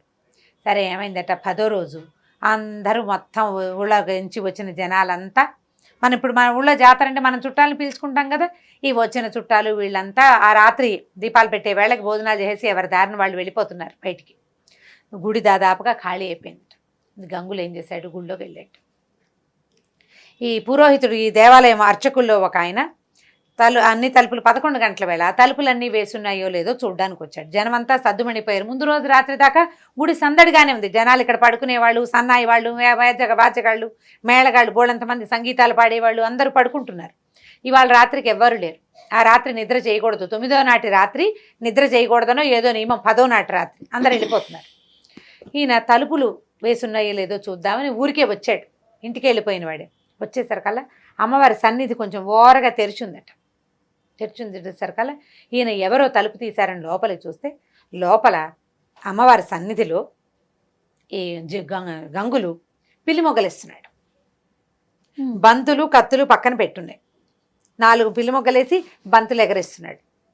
బంతులు పక్కకు పెట్టి కత్తితోటి అతనికి కరవాల విద్య అంటే అది కూడా ఈ మన గారడి వాళ్ళు చేసే విద్య అనమాట. చేస్తున్న తర్వాత ఈయన తెల్లబోయి ఇదేమిటి వీడు ఈ రాత్రిపూట ఇట్లా చేస్తున్నాడని ఏం చేశాడు, తను ఒక్కడు వెళ్ళకుండా గబగబా వెనక్కి వెళ్ళి ధర్మకర్తని మిగిలిన అర్చకుల్ని పిలుచుకొచ్చాడు. ఆ రోజు 9 రోజులు అర్చన చేశారు. 10వ నాటి రాత్రికి అమ్మవారు ఇట్లా కుంకంతో మునిగిపోయి ఉందట. మొత్తం అంతా కుంకపు రాశి, ఆ రాశిలో మునిగి ఉంది ఆవిడ. ఇంత విగ్రహం ఉంది. రోజు అర్చనే కదా, పొద్దున సాయంత్రం మధ్యాహ్నం 3 పూట్ల అర్చనలతోటి కుంకపు రాశి అనమాట. మర్నాడు 11వ రోజు ఆ కుంకం అంతా తీసి పొట్లాలు కట్టి అందరికి పంచుతారనమాట. ఈ కుంకపు రాశి కనపడుతోంది. ఆ కుంకపు రాశి ముందే ఇతను చేస్తున్నాడు. ఈయన పరిగెత్తుకుంటూ వెళ్ళి ముందు ధర్మకర్తకి చెప్పాడు. ధర్మకర్త వచ్చేసరికల్లా ఈయన తలుపు కొద్దిగా ఓరగా ఉన్న తలుపులోంచి లోపలికి చూస్తే గంగులు పడుకుని ఉన్నట్టు. పడుకునుంటే అతను పడుకున్న చోట అమ్మవారు కూర్చునుంది పక్కన. గంగుల తల ఆవిడ ఒళ్ళో ఉంది. ఒళ్ళో ఉంది. ఏం చేస్తోంది ఆవిడ, పమిట కొగ్గుతో ఇట్లా ఇట్లా ఇట్లా ఇట్లా విసురుతోందట. చెమటలు పట్టి ఉన్నవాడిని వాడి మొహం మీదకి గాలి విసురుతోంది అమ్మవారు. విగ్రహం ఉండాల్సిన స్థానంలో విగ్రహం లేదు. ఈవిడ ఇక్కడ కూర్చునుంది. ఆవిడ ఒళ్ళో ఉన్నాడు. అతను ఒళ్ళో తల పెట్టుకుని పడుకుని ఉన్నాడు. ఈయన అట్లా నిర్ఘాంతపోయి నుంచున్నాడు. ఈ లోపల ముందెళ్ళిన పూజారి ఉన్నాడు కదా, చాలా మందిని 5-6 పూజారులను పిలుచుకొచ్చాడు. అందరూ తలుపు తోసేశారు కల్లా గంగులు పడుకుని ఉన్నాడు. ఇంకెక్కడ ఏం లేదు. ఈయన ఏమో ధర్మకర్త నేను చూశానంటాడు. ఇక్కడ ఏమీ లేదు కదండి, అలా ఏం జరగలేదంటే ఈ కుంకపు రాసి ఉంది కదా, ఈ రాశికి బయట వైపు ఒక పాదముద్ర ఉందట కుంకంలో. అంటే ఆవిడ అందులోంచి అడుగు బయట పెట్టి వచ్చింది. వీళ్ళెవ్వరూ దాన్ని చూడలేదు ఆ దృశ్యాన్ని. ఆ ధర్మకర్త ఆయన ఒక్కడే, ధర్మకర్త ఒక్కడే చూశాడు. మిగిలిన వాళ్ళంతా జాతరలో పాలు పంచుకొని జాతరలో సేవ చేశారు. నిజమైన భక్తుడు వీడు. ఆమెకి కోసమే సేవ. జాతరలో ఉన్న వాళ్ళంతా చుట్టాలు పిలిచారు, పక్కలు పిలిచారు, అది చేశారు, ఇది చేశారు. ఎవడికి ముట్టాల్సిన డబ్బులు వాడికి ముట్టింది, ఎవరి వంతుకి రావాల్సిన ప్రసాదం వాడికి వచ్చింది. వీడికి ఏదీ లేదు. వీడికి ఏమీ లేదు. కేవలం అందరూ అమ్మని సేవిస్తున్నారు, నేను సేవించలేకపోతున్నానన్న దిగులు తప్ప. తనకు వచ్చిన విద్యని ఆవిడొక్కదానికే ప్రదర్శించాడు. ఈ 10 రోజుల్లో అతను ఎక్కడ తన గారడిని ప్రదర్శించి 10 పైసలు తీసుకోలే. ఆమె కోసమే చేశాడు. ఆ కుంకపు పాదముద్రను చూసేసరికల్లా మిగిలిన వాళ్ళంతా నమ్మారట. ఈ కుప్పగా ఉన్న కుంకంలో పాదాల ముద్ర కనిపిస్తోంది. పాదం పొడుగుది కనపడుతోంది, స్త్రీ పాదం అని తెలుస్తోంది. దాంతో అందరూ నిద్రలేపారు. అతన్ని నిద్రలేపితే అమ్మవారిని సేవించుకోవడానికి వచ్చానని చెప్పాడు. బయటికి పంపించేశారు. అందరు కలిసి అతన్ని తీసుకెళ్లారు. ఆ తర్వాత గంగుల్ని ఆ దేవాలయంలోనే ఉంచుకున్నారట. అతను దేవాలయ సేవకుల్లోనే ఉన్నాడు. నిజమైన భక్తి ఎవరిదంటే భగవంతుడి కోసమే ఎవరైతే నిస్వార్థంగా ఆయన భగవంతుడి కోసమే చేసే సేవ అని భావిస్తాడో వాడిది నిజమైన భక్తి. వాడి కోసం అమ్మ వాడు అలసిపోతే ఆదరించడానికి వస్తుంది, వాడికి ఆకలిస్తే అన్నం పెడుతుంది. మిగిలిన వాడు ప్రయత్నపూర్వకంగా సాధించాలి దాన్ని. నిజమైన భక్తుడికి ఏ ప్రయత్నం ఒక్కర్ల, భక్తే వాడి ప్రయత్నం, అంతే, అదే సాధనం, అదే ఇంకా ఏమీ లేదు, భక్తే వాడి సాధన. ఆ రకంగా ఈ భక్తుడైన గంగులు అక్కడే ఉండిపోయాడట. ఇంకా అతను ఎప్పుడూ బంతులాడలేదు, ఏమీ చేయలేదు, కేవలం దేవాలయంలో ఆ పని ఈ పని చేస్తూ అక్కడే ఆవిడని సేవిస్తూ ఉండిపోయాడు. కథ కంచికి మనం ఇంటికి. చాలా అద్భుతంగా ఉంది రమ్మగారు కథ. అంటే మీరు చెప్తున్నంతసేపు అలా కథలో లీనమైపోతున్నాం. చాలా బాగుంది. పిల్లలకి చెప్తాను కానీ మనకైనా ఒక భక్తిపూర్వక కథ కదా. రమ్మగారు, మనము ప్రతి స్టోరీలో పిల్లలకి సంబంధించి ఒక నీతి కథ మాట్లాడుకుంటూ ఉంటాం. ప్రతి వీడియోలో కూడా మనం అది కంటిన్యూ చేస్తూ వస్తున్నాం. అయితే ఈరోజు నాకేమనిపించిందంటే, తల్లులకి ఏదైనా చెప్పదగ్గ స్టోరీ ఉంటే చెప్పిద్దాం మీతో అని అనిపించింది. కానీ మీరు ప్రతి దాంట్లో ప్రతి వీడియోలో కూడా మీరు చెప్తూనే ఉంటారు, ముందు తల్లులు నేర్చుకోవాలి, తల్లులు ఆచరించాలి, తర్వాత పిల్లలు ఫాలో అవుతారని. సరే, తల్లులకి కథ అంటే ఇది ఒక నా ఫేవరెట్ స్టోరీ. చాలా సంవత్సరాల క్రితం చదివాను నేను. బహుశా నా కాలేజ్ మొదలైన కాలంలో 30 ఏళ్ళైనా అయ్యిందని అనుకుంటున్నా. అంత పాత కథ. మామూలుగా నేను రైటర్స్ని గుర్తుపెట్టుకుంటా. ఏదైనా ఒక కథ చదివితే కథ రైటర్ ఎవరు చెప్తూ ఉంటారు కూడా మీరు. ప్రతిదానికి రైటర్ పేరు చెప్తాను. నేను చదువుతాను అంటే ఇప్పుడు ఒకరి కథలు నచ్చినాయి అనుకో, వారి కథలు వెతుక్కుని అవి చదవటం, అలా నాకు ముందు నుంచి అలవాటు ఉంది. మా దగ్గర లైబ్రరీ చాలా పెద్దది ఉంది, మా కాలేజీలో ఉంది. మా నాన్నగారికి బాగా పుస్తకాలు కొనే అలవాటు ఉంది. మా అన్నయ్య అంతే, పుస్తకాలు ఎక్కువ ఉండేవి మా ఇంట్లో. దానివల్లే నేను ఎక్కువ చదవటం వల్లే ఈ పని చేయగలుగుతున్నాను అనమాట. అయితే నేను చదివిన ఈ కథ తాలూకు రైటర్ ఎవరో ఆ రోజున నేను శ్రద్ధ పెట్టి తెలుసుకోవాలి. ఏదో పత్రికలో చదివినట్టే నాకు జ్ఞాపకం. బాగా చాలా బాగా మనసుకు హత్తుకుపోయి ఉందన్నమాట. ఆ కథ చదివిన మొదటి రోజున, అంటే మొదటిసారి చదివినప్పుడు ఎంత రోమాంచితంగా, ఎలా అత్యద్భుతంగా అనిపించిందో ఎన్నిసార్లు చెప్పుంటానో, 100 సార్లు చెప్పుంటా ఆ కథ. నేను ప్రతిసారి నాకు అదే ఫీల్ కలుగుతుంది. చాలా అత్యద్భుతమైన కథగా తోస్తుంది. నేను చాలా మందికి చెప్పినప్పుడు ఈ కథ రైటర్ ఎవరో తెలుసా, మీరు ఎక్కడైనా చదివారా అని అడుగుతూనే ఉన్నాను. నాకు దాని ఆన్సర్ రాలేదు. ఇవాళ ఇప్పుడు అంటే మనం ఈ ప్రోగ్రామ్ స్టార్ట్ చేసిన దగ్గర నుంచి ఏదో ఒక సందర్భంలో ఈ కథ చెప్పి దీని రైటర్ ఎవరు, వారెవరో తెలుసుకోవాలని కోరిక ఆడియన్స్లో ఎవరైనా, ఇప్పుడు మన మంది చూస్తారు, వాళ్ళలో ఎవరో ఒకళ్ళు ఈ కథని ఫలానా వారు రాశారు ఆయన అని పేరు తెలిస్తే చాలా సంతోషిస్తాను నేను. చూడండి, మామ్ ప్రేక్షకులందరూ రమ్మగారి కోసమైనా మీకు ఎవరికైనా ఆథర్ నేమ్ తెలిస్తే కనుక డెఫినెట్గా కామెంట్ రూపంలో తెలియజేయండి. అయితే ఈ వీరు రాసిన కథ అప్పుడు నేను చదివిన దానికి ఇప్పుడు నేను చాలా సంవత్సరాల నుంచి ఆ కథ అప్పుడప్పుడు రకరకాల సందర్భాల్లో చెప్తున్నాను. కొంత డీటెయిలింగ్లో చిన్న మార్పులు ఉండొచ్చు. కథను జనరల్గా మనం ఓన్ చేసుకుంటాం. మామూలుగా నేను చదివిన కథలు ఎలా చదివాను యథాతథంగా అలా మనం చెప్పం కదా, చిన్నప్పుడు మార్పులు వస్తాయి. ఫ్రేమ్ మాత్రం, అంటే స్టోరీ ఫ్రేమ్ మాత్రం అదే ఫ్రేమ్. అయితే ఇది ఒక 200 ఏళ్ల నాటి కథ అనుకుందాం, అలా అయ్యుండొచ్చు అనిపిస్తోంది. అంటే ఆ కథ చెప్పిన సందర్భం దీన్ని బట్టి. అప్పట్లోనట ఒక గాజుల వ్యాపారి ఉండేవాడు. ఓకే. ఈ గాజుల వ్యాపారి అంటే ఇప్పుడు మామూలుగా మనం షాప్కి వెళ్ళి కొనుక్కుంటున్నాం. ఒక 20-30 ఏళ్ళ నాడు, 10-15 ఏళ్ల నాడు, ఇప్పుడు కూడా మరి పల్లెటూళ్ళల్లో కనపడుతుందేమో, గాజుల మలారం అనేవాళ్ళు. మలారం దింపటం అనేది ఒక ప్రోగ్రాం కింద ఉండేదన్నమాట. ఈ గాజులు వాళ్ళు ఏం చేసేవాళ్ళు అంటే, ఒక పెద్ద మూటలో ఒక గాజుల పెట్టెలు పెట్టుకుని తీసుకొచ్చుకునేవారు. ఊళ్ళ వెంట తిరిగేవాళ్ళు.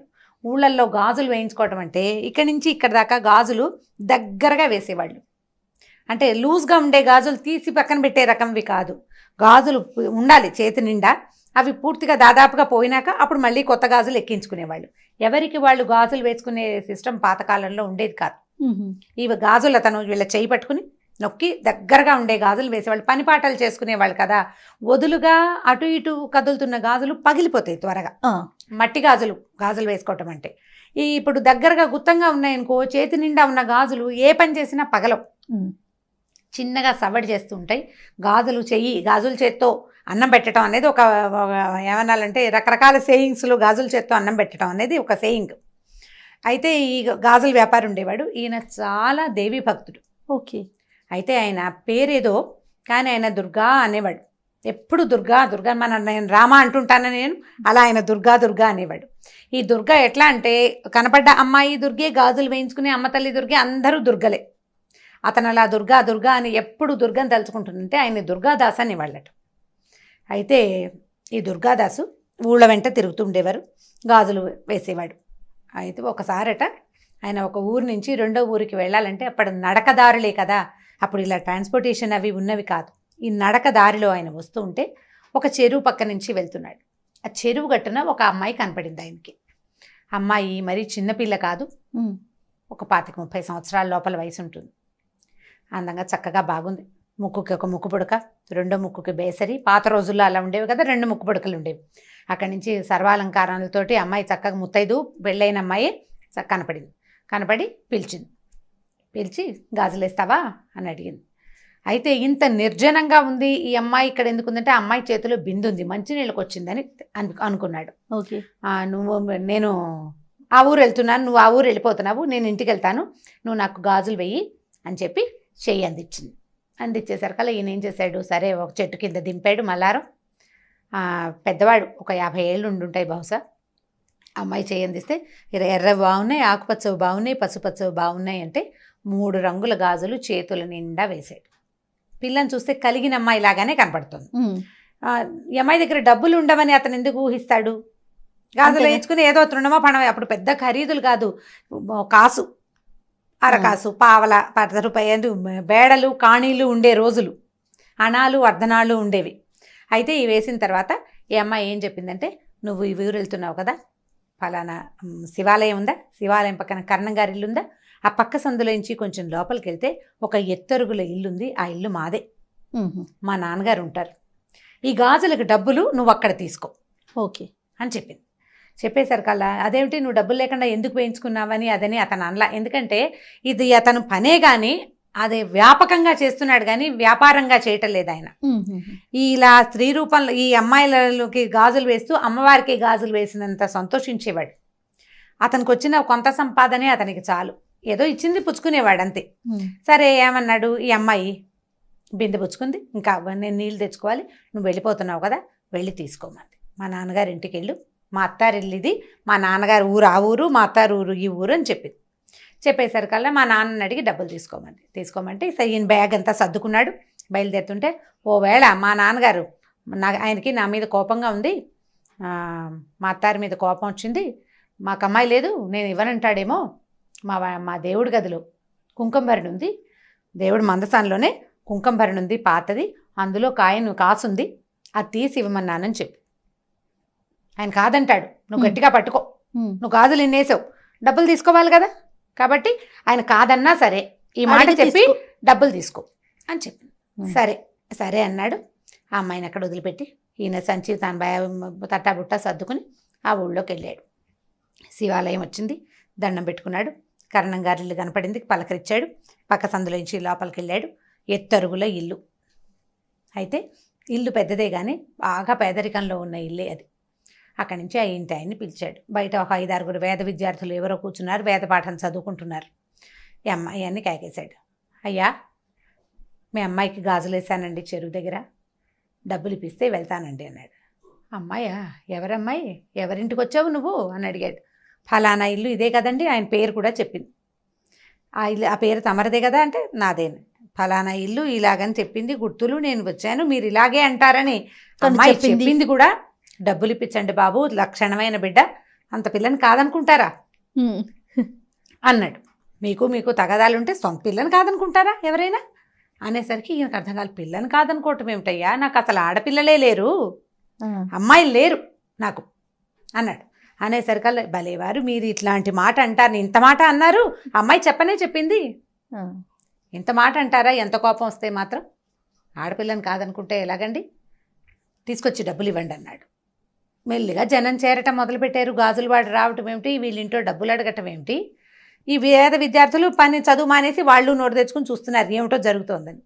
పల్లెటూరు కదా, కాస్త గట్టిగా మాటలు దొరలేసరికి 4 ఏళ్ళ వాళ్ళు చేరతారు, ఒక్కొక్కళ్ళు వింటున్నారు ఏమిటో సంభాషణ జరుగుతుందని. ఈయన అవునంటాడు, కాదంటాడు, అతను అవునంటాడు. ఇక విసుగొచ్చి ఏమన్నాడంటే, అయ్యా అమ్మాయి చెప్పింది, మీ ఇంట్లో పూజా మందసంలో కుంకుమభరణ పాతది ఉందిట, ఆ తెరిచి చూడు, అందులో కాసు ఉంటుందని చెప్పింది అమ్మాయి, ఆ కాసైనా తెచ్చి నాకు ఇవ్వండి, నేను వద్ద పోనీలేమ్మా, ఆడపిల్లవి, నీకు గాజులేసాను, మీ నాన్నకి ఇష్టం లేకపోతే పోనీలేమన్నాను, కాదు గాజులకు నువ్వు డబ్బులు తీసుకోవాల్సిందేనని చెప్పింది, బంగారం లాంటి బిడ్డ, నువ్వేం తండ్రివయ్యా, పట్టుకురా ఆ కాసు తెచ్చివి నాకు, ఆ అమ్మాయి నన్ను తెచ్చుకోమందన్నాడు. ఈయన తెల్లబోయాడు, మా ఇంట్లో దేవతా మందిరంలో అసలు కుంకుమభరణి ఉండటం ఏమిటి, మా ఇంట్లో కుంకుమ భరణ లేదన్నాడు. ఆ భరణ ఏం లేదు మా మందసంలో. చెప్పింది చూడవయ్యా అనేసరికి సరే అందరూ అదేమిటి ఎందుకు చెప్తున్నాడు దుర్గాదాస్ ఈ ఊళ్ళలో తిరిగేవాడే చూడు అనేసి అన్నారు. చూడమన్నారు. దేవతా మండపంలోకి మందసం దగ్గరికి వెళ్ళాడు. అయితే వాళ్ళ అమ్మగారు ఆయన తల్లి, ఈయనే కొంచెం పెద్దవాడు, ఓ 50 ఏళ్ళ పైనున్న ఆయన. ఆవిడ కడు వృద్ధురాలు, ఇంట్లో ఉంది పెద్ద ఆవిడ. ఆవిడకి జ్ఞాపకం వచ్చింది లీలగా. ఒక పాత కుంకుమ భరిణ వాళ్ళ దేవతా మందసంలో ఒక పక్కన చిన్న మీట లాంటిది, అది నొక్కితే అక్కడ ఒక కుంకుమ భరణలు అవి పెట్టుకునే, ఎందుకంటే పాత రోజుల్లో బీరువాలు అవి ఉండేవి కాదు కదా. ఈ దేవతా మందిరాల్లో, తర్వాత ఏమో పందిరి మంచాల లోపల అట్లా చిన్నవి అల్మర్లు ఉండేవి వస్తువులు దాచుకోవడానికి. దొంగల భయాలు అవి ఉండేవి కదా. అయ్యా మన దగ్గర ఈ మీట నొక్కితే ఇది తెరవబడుతుంది అని చెప్పి తీరా తెరిస్తే కుంకుమ భరణ బయటకు వచ్చింది. ఆయన చాలా ఆశ్చర్యపోయాడు. ఈ అమ్మాయి ఎవరు, ఈ గాజుల వాడేమిటి, మన ఇంట్లో ఉన్న మందసం ఇన్ని సంవత్సరాలు వచ్చింది, ఇంత వయసు వస్తే ఇందులో ఇలాంటిది ఉందని నాకు తెలియకుండా ఎవరో పిల్లకి రోడ్డు మీద ఎక్కడో దారిలో కనపడ్డ పిల్లకి తెలియటం ఏమిటి, మా అమ్మకి తెలిసిన సంగతి. ఆయనకి లోపల నుంచి ఒక ఉద్వేగం వస్తుంది అనమాట, ఎట్లా ఇది బయటికి తెలిసింది అని. ఆయన ఏం చేశాడు, కుంకుమ భరణలో చేయి పెట్టాడు, కాసు తగిలింది, కాసు ఇట్లా తీసాడు బయటికి, ఇంకో కాసు కనపడుతోంది. ఇది ఎడం చేతిలో పెట్టుకున్నాడు. ఆ కనపడిన రెండో కాసుని తీస్తుంటే ఇంకో కాసు కనపడుతోంది కింద, ఆ చేతిలో పెట్టుకున్నాడు. మళ్ళీ తీసాడు, తీస్తుంటే ఒక్కో కాసు బయటికి వస్తూనే ఉంది. ఆయన ఈ పట్టుకున్నవాడు అట్లా కూలబడిపోయాడు. వాళ్ళ అమ్మ, భార్య, ఇంత పిల్లవాడు, మగపిల్లలు ఉన్నారు ఆయనకి, ఆడపిల్లలు లేరు. అప్పుడు వాళ్ళ అమ్మగారు ఏం చెప్పారంటే, ఇది చాలా పురాతనమైన పూజా మందిరంలో ఈ ఒక కాసు మనకు అమ్మవారు, మా తాత అంటే నాయన ఆయన తల్లి తాలూకు తాత కాదు, తండ్రి తాలూకు తాతగారు అర్చించేవారట ఆ కుంకుమ భరణలో ఉన్న ఆ ప్రతిమని. తర్వాత కాలంలో అర్చన మానేశారు, అది అలా లోపల ఉండిపోయింది. ఈ కాసులు పట్టుకునేసరికల్లా ఈయనకి ఉద్వేగం తట్టుకోలేక దుఃఖం వస్తుంది. గబగబా కాసులు పుచ్చుకొని బయటకు వచ్చాడు. జనమంతా చేరిపోయారు కదా. అయ్యా నువ్వెవరిని చూసావో, ఆ అమ్మాయి ఎక్కడుందో నాకు చూపించవా అని అడిగాడు. అందరూ వెళ్ళారు. వెళ్తే చెరువు దగ్గరికి వెళ్ళారు. వెళ్ళాక ఇక్కడే చూశాను నేను అమ్మాయిని అంటాడు. చెరువు చుట్టుపక్కల ఏమీ లేవు, చెరువే ఉంది, పద్మాలతో నిండిన సరోవరం. మామూలు ఊళ్ళల్లో చెరువుల్లో కనపడతాయి. అయితే ఈయన, అయ్యా నేను ఇక్కడే చూశానండి, ఆ అమ్మాయి ఎటు వెళ్ళిందో, పాదాలు ముద్రలు కూడా ఏమీ కనిపించట్లేదు, చెరువు వైపు నడిచినట్టే కనపడుతున్నాయి కాలి గుర్తులు, బయటకు వచ్చినట్టుగా ఏవీ లేవు. మామూలుగా బురద ఉంటుంది, చెరువు ఒడ్డున బురద ఉంటుందిగా, చెరువులోకి ఎలా వెళ్తారు, ఎవరైనా వెళ్ళి ఉండాలి కదా. అక్కడి నుంచి జనం అందరికీ అర్థమవుతుంది ఇక్కడ ఏదో ఒక మహత్తరమైన సంఘటన జరగబోతోందని.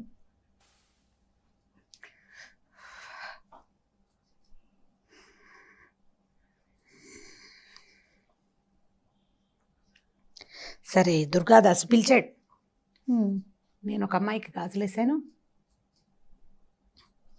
జనం అంతా చెరువు దగ్గరికి చేరారు. ఊళ్ళో వాళ్ళంతా వస్తున్నారు, ఇక్కడ ఏదో జరగబోతోందని తెలుస్తోంది. అక్కడి నుంచి ఈ దుర్గాదాసు, అమ్మా నేను నీకు గాజులేసానని చెప్పినా కూడా నమ్మలేని పరిస్థితి కనపడుతోంది. వాళ్ళకి అమ్మాయిలే లేరని ఊరంతా సాక్ష్యం చెప్తున్నారు. నేను ఏ తల్లికైతే గాజులేసాను ఆమె ఇక్కడ కనపడితే కానీ ఇప్పుడు నమ్మరు. ఈ విషయం నేను ఎట్లా చెప్పానో కూడా నాకు తెలియటం లేదు అని చెప్పి ఈయన గట్టిగా ఎలుగెత్తి దుర్గా దుర్గా అని పిలిస్తే చెరువులోంచి 2 చేతులు వచ్చినాయి పైకి. 2 చేతులకి ఎరుపు, పసుపు, ఆకుపచ్చ గాజులు ఫుల్గా ఉన్నాయట చేతుల నిండా.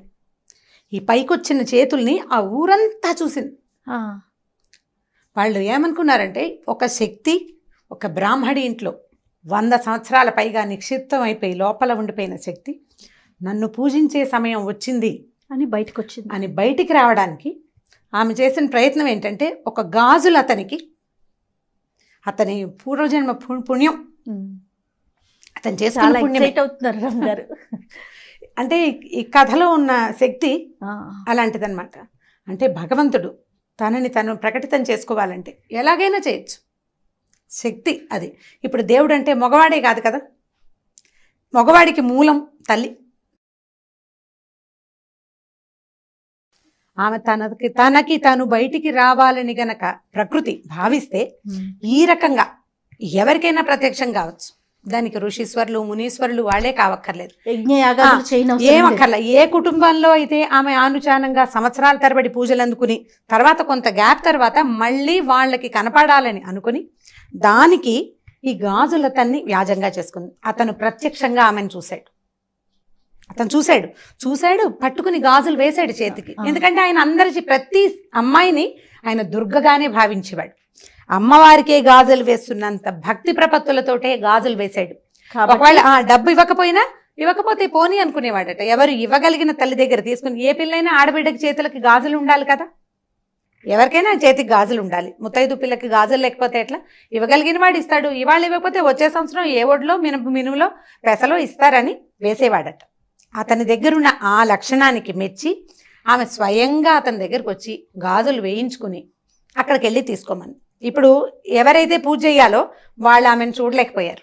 చూడండి, చిత్రమైన సంగతి కదా. ఈ చెరువులోంచి చేతులు పైకి రావడం, ఆ చేతుల నిండా ఉన్న గాజులు ఉంగరాలు దగదగాయమానంగా ఉన్న ఆ చేతులు ఆ ఊరంతా చూసింది. స్పృహ తప్పి పడిపోయాడట దుర్గాదాస్. ఆ తర్వాత ఈ కథ అట్లా నడిచింది. మళ్ళీ వాళ్ళ ఇంట్లో మళ్ళా లలితా పూజ అందుకుంది, వాళ్ళకి ఐశ్వర్యం వచ్చింది. వాళ్ళు చాలా పేదవారు అయిపోయారు ఆ కుటుంబం వాళ్ళు. ఆ తర్వాత మళ్ళీ అక్కడ బాగా వాళ్ళకి అన్ని రకాల సంపదలు వృద్ధి పొందినాయి. అయితే ఇది ఎవరో ఒక కుటుంబం గురించి చెప్పించిన కథ కూడా అయి ఉండాలి. నేను చదివాను కానీ ఆ రాసిన వారి మహానుభావులు వారి పేరేమిటో నేను నాకు జ్ఞాపకం పెట్టుకోలేకపోయాను. చిన్నతనము మొదటిది, ఆ రోజుకి ఆ ధ్యాస లేకపోవటం. ఏదో పత్రికలో వచ్చింది చదివాను, మళ్ళీ తలుచుకుంటూ ఉంటే నాకు అది చాలా ఉద్వేగభరితంగా అనిపించింది. ఇది నా జీవితంలో చదివిన అత్యద్భుతమైన అతి తక్కువ కొన్ని కథల్లో ఇదొక కథ. ఎవరికైనా ఈ రైటర్ తెలుసుంటే ఆ రైటర్ పేరు వారెవరో మహానుభావులు నాకు తెలియజేస్తే వాళ్ళకి బాగా రుణపడి ఉంటాను నేను. ఎందుకంటే ఎప్పటి నుంచో ఇప్పుడు నేను ఎంతమందికి చెప్పుంటానో, చెప్పిన ప్రతిసారి ఇదే ఉద్వేగం, ఇదే ఆనందం కలుగుతుంది జయ నాకు. ఎందుకంటే భగవంతుని మనం తెలుసుకోవటం ఒక రకం. మనం మామూలుగా చెప్తాం దేవుడు ప్రతి చోట ఉండలేక తల్లి రూపంలో జన్మించాడు, అందుకని ఆయన తల్లే దేవుడుగా మనకి ప్రతి విషయానికి వస్తుందని. కొంతకాలం మన అమ్మ మనకి దేవుడు, తర్వాత మనం దేవుళ్ళం అవుతాం మన పిల్లలకి. ప్రతి స్త్రీ కూడా దేవస్వరూపమే. అయితే ఈ దైవ స్వరూపాల్లో ఒక్కొక్కళ్ళు కొంచెం ఇబ్బంది పడి ఇందులో నుంచి తొలగిపోతున్నారు కూడా. పాపం వాళ్ళకి భగవంతుడు ఇచ్చింది అది అందులో నుంచి తొలగిపోమని. కానీ ఎవరైనా సరే ఇలా ఉండవలసిందే. ఇలాంటి దాన్ని మనకి కలిగించింది ఒక శక్తి ఏదో ఉంది కదా. ఆ శక్తిని గురించి మనం ఇట్లాంటి కథలు తెలుసుకుంటే మనం ఈ దేవుడు లేడు, ఇలాంటిది ఏదీ లేదు, ఇలాంటి భావన నుంచి బయటపడిపోతామని అనిపిస్తుంది. కానీ మామ్ స్టార్ట్ చేసిన డే 1 నుంచి మన ఇద్దరం ఎన్నో వీడియోస్ చేసాం రామ్ గారు. ఫస్ట్ టైం నేను మిమ్మల్ని చూశాను. ఒక స్టోరీ మధ్యలో మీరు ఆగిపోయి మళ్ళీ రీస్టార్ట్ చేయటం అనేది ఇది బహుశా ఫస్ట్ వీడియో అనుకుంటాను. ఈ కథలో ఉంది కదా జయ, ఈ కంటెంట్లోనే అలాంటిది ఉంది. ఎంత చిన్న మామూలు వాడికి, మామూలు మనిషికి, మామూలు వ్యాపారస్తుడికి దేవి సాక్షాత్కారం జరగటం అనేది చాలా అత్యద్భుతమైన సంగతి. ఇలాంటివి ఇంకొక 2 కథలనంటే నాకు చాలా ఇష్టమైన కథలు. ఈ కథ నాకు చాలా ఎంత హాట్ ఫేవరెట్ అంటే, దీనంత ఇష్టమైన కథ నిద్రలో కూడా నేను తలుచుకునే కథ ఇంకొకటి లేదు. చాలా అత్యద్భుతమైన కథగా తోస్తుంది. ఎవరో మహానుభావులు. అయితే నేను ఒక అమ్మాయికి ఈ కథ చెప్తే తను నెట్లో ఇంగ్లీష్లో ఈ కథ చదివాను, బ్యాంగిల్ సెల్లర్ అని ఈ కథ చదివానని చెప్పింది తను నాకు. కానీ తన కూడా ఆథర్ ఎవరో తెలియదు. ఓకే, అంటే ఈ ఎక్సైట్మెంట్ తనకి కలగల కథ చదివితే.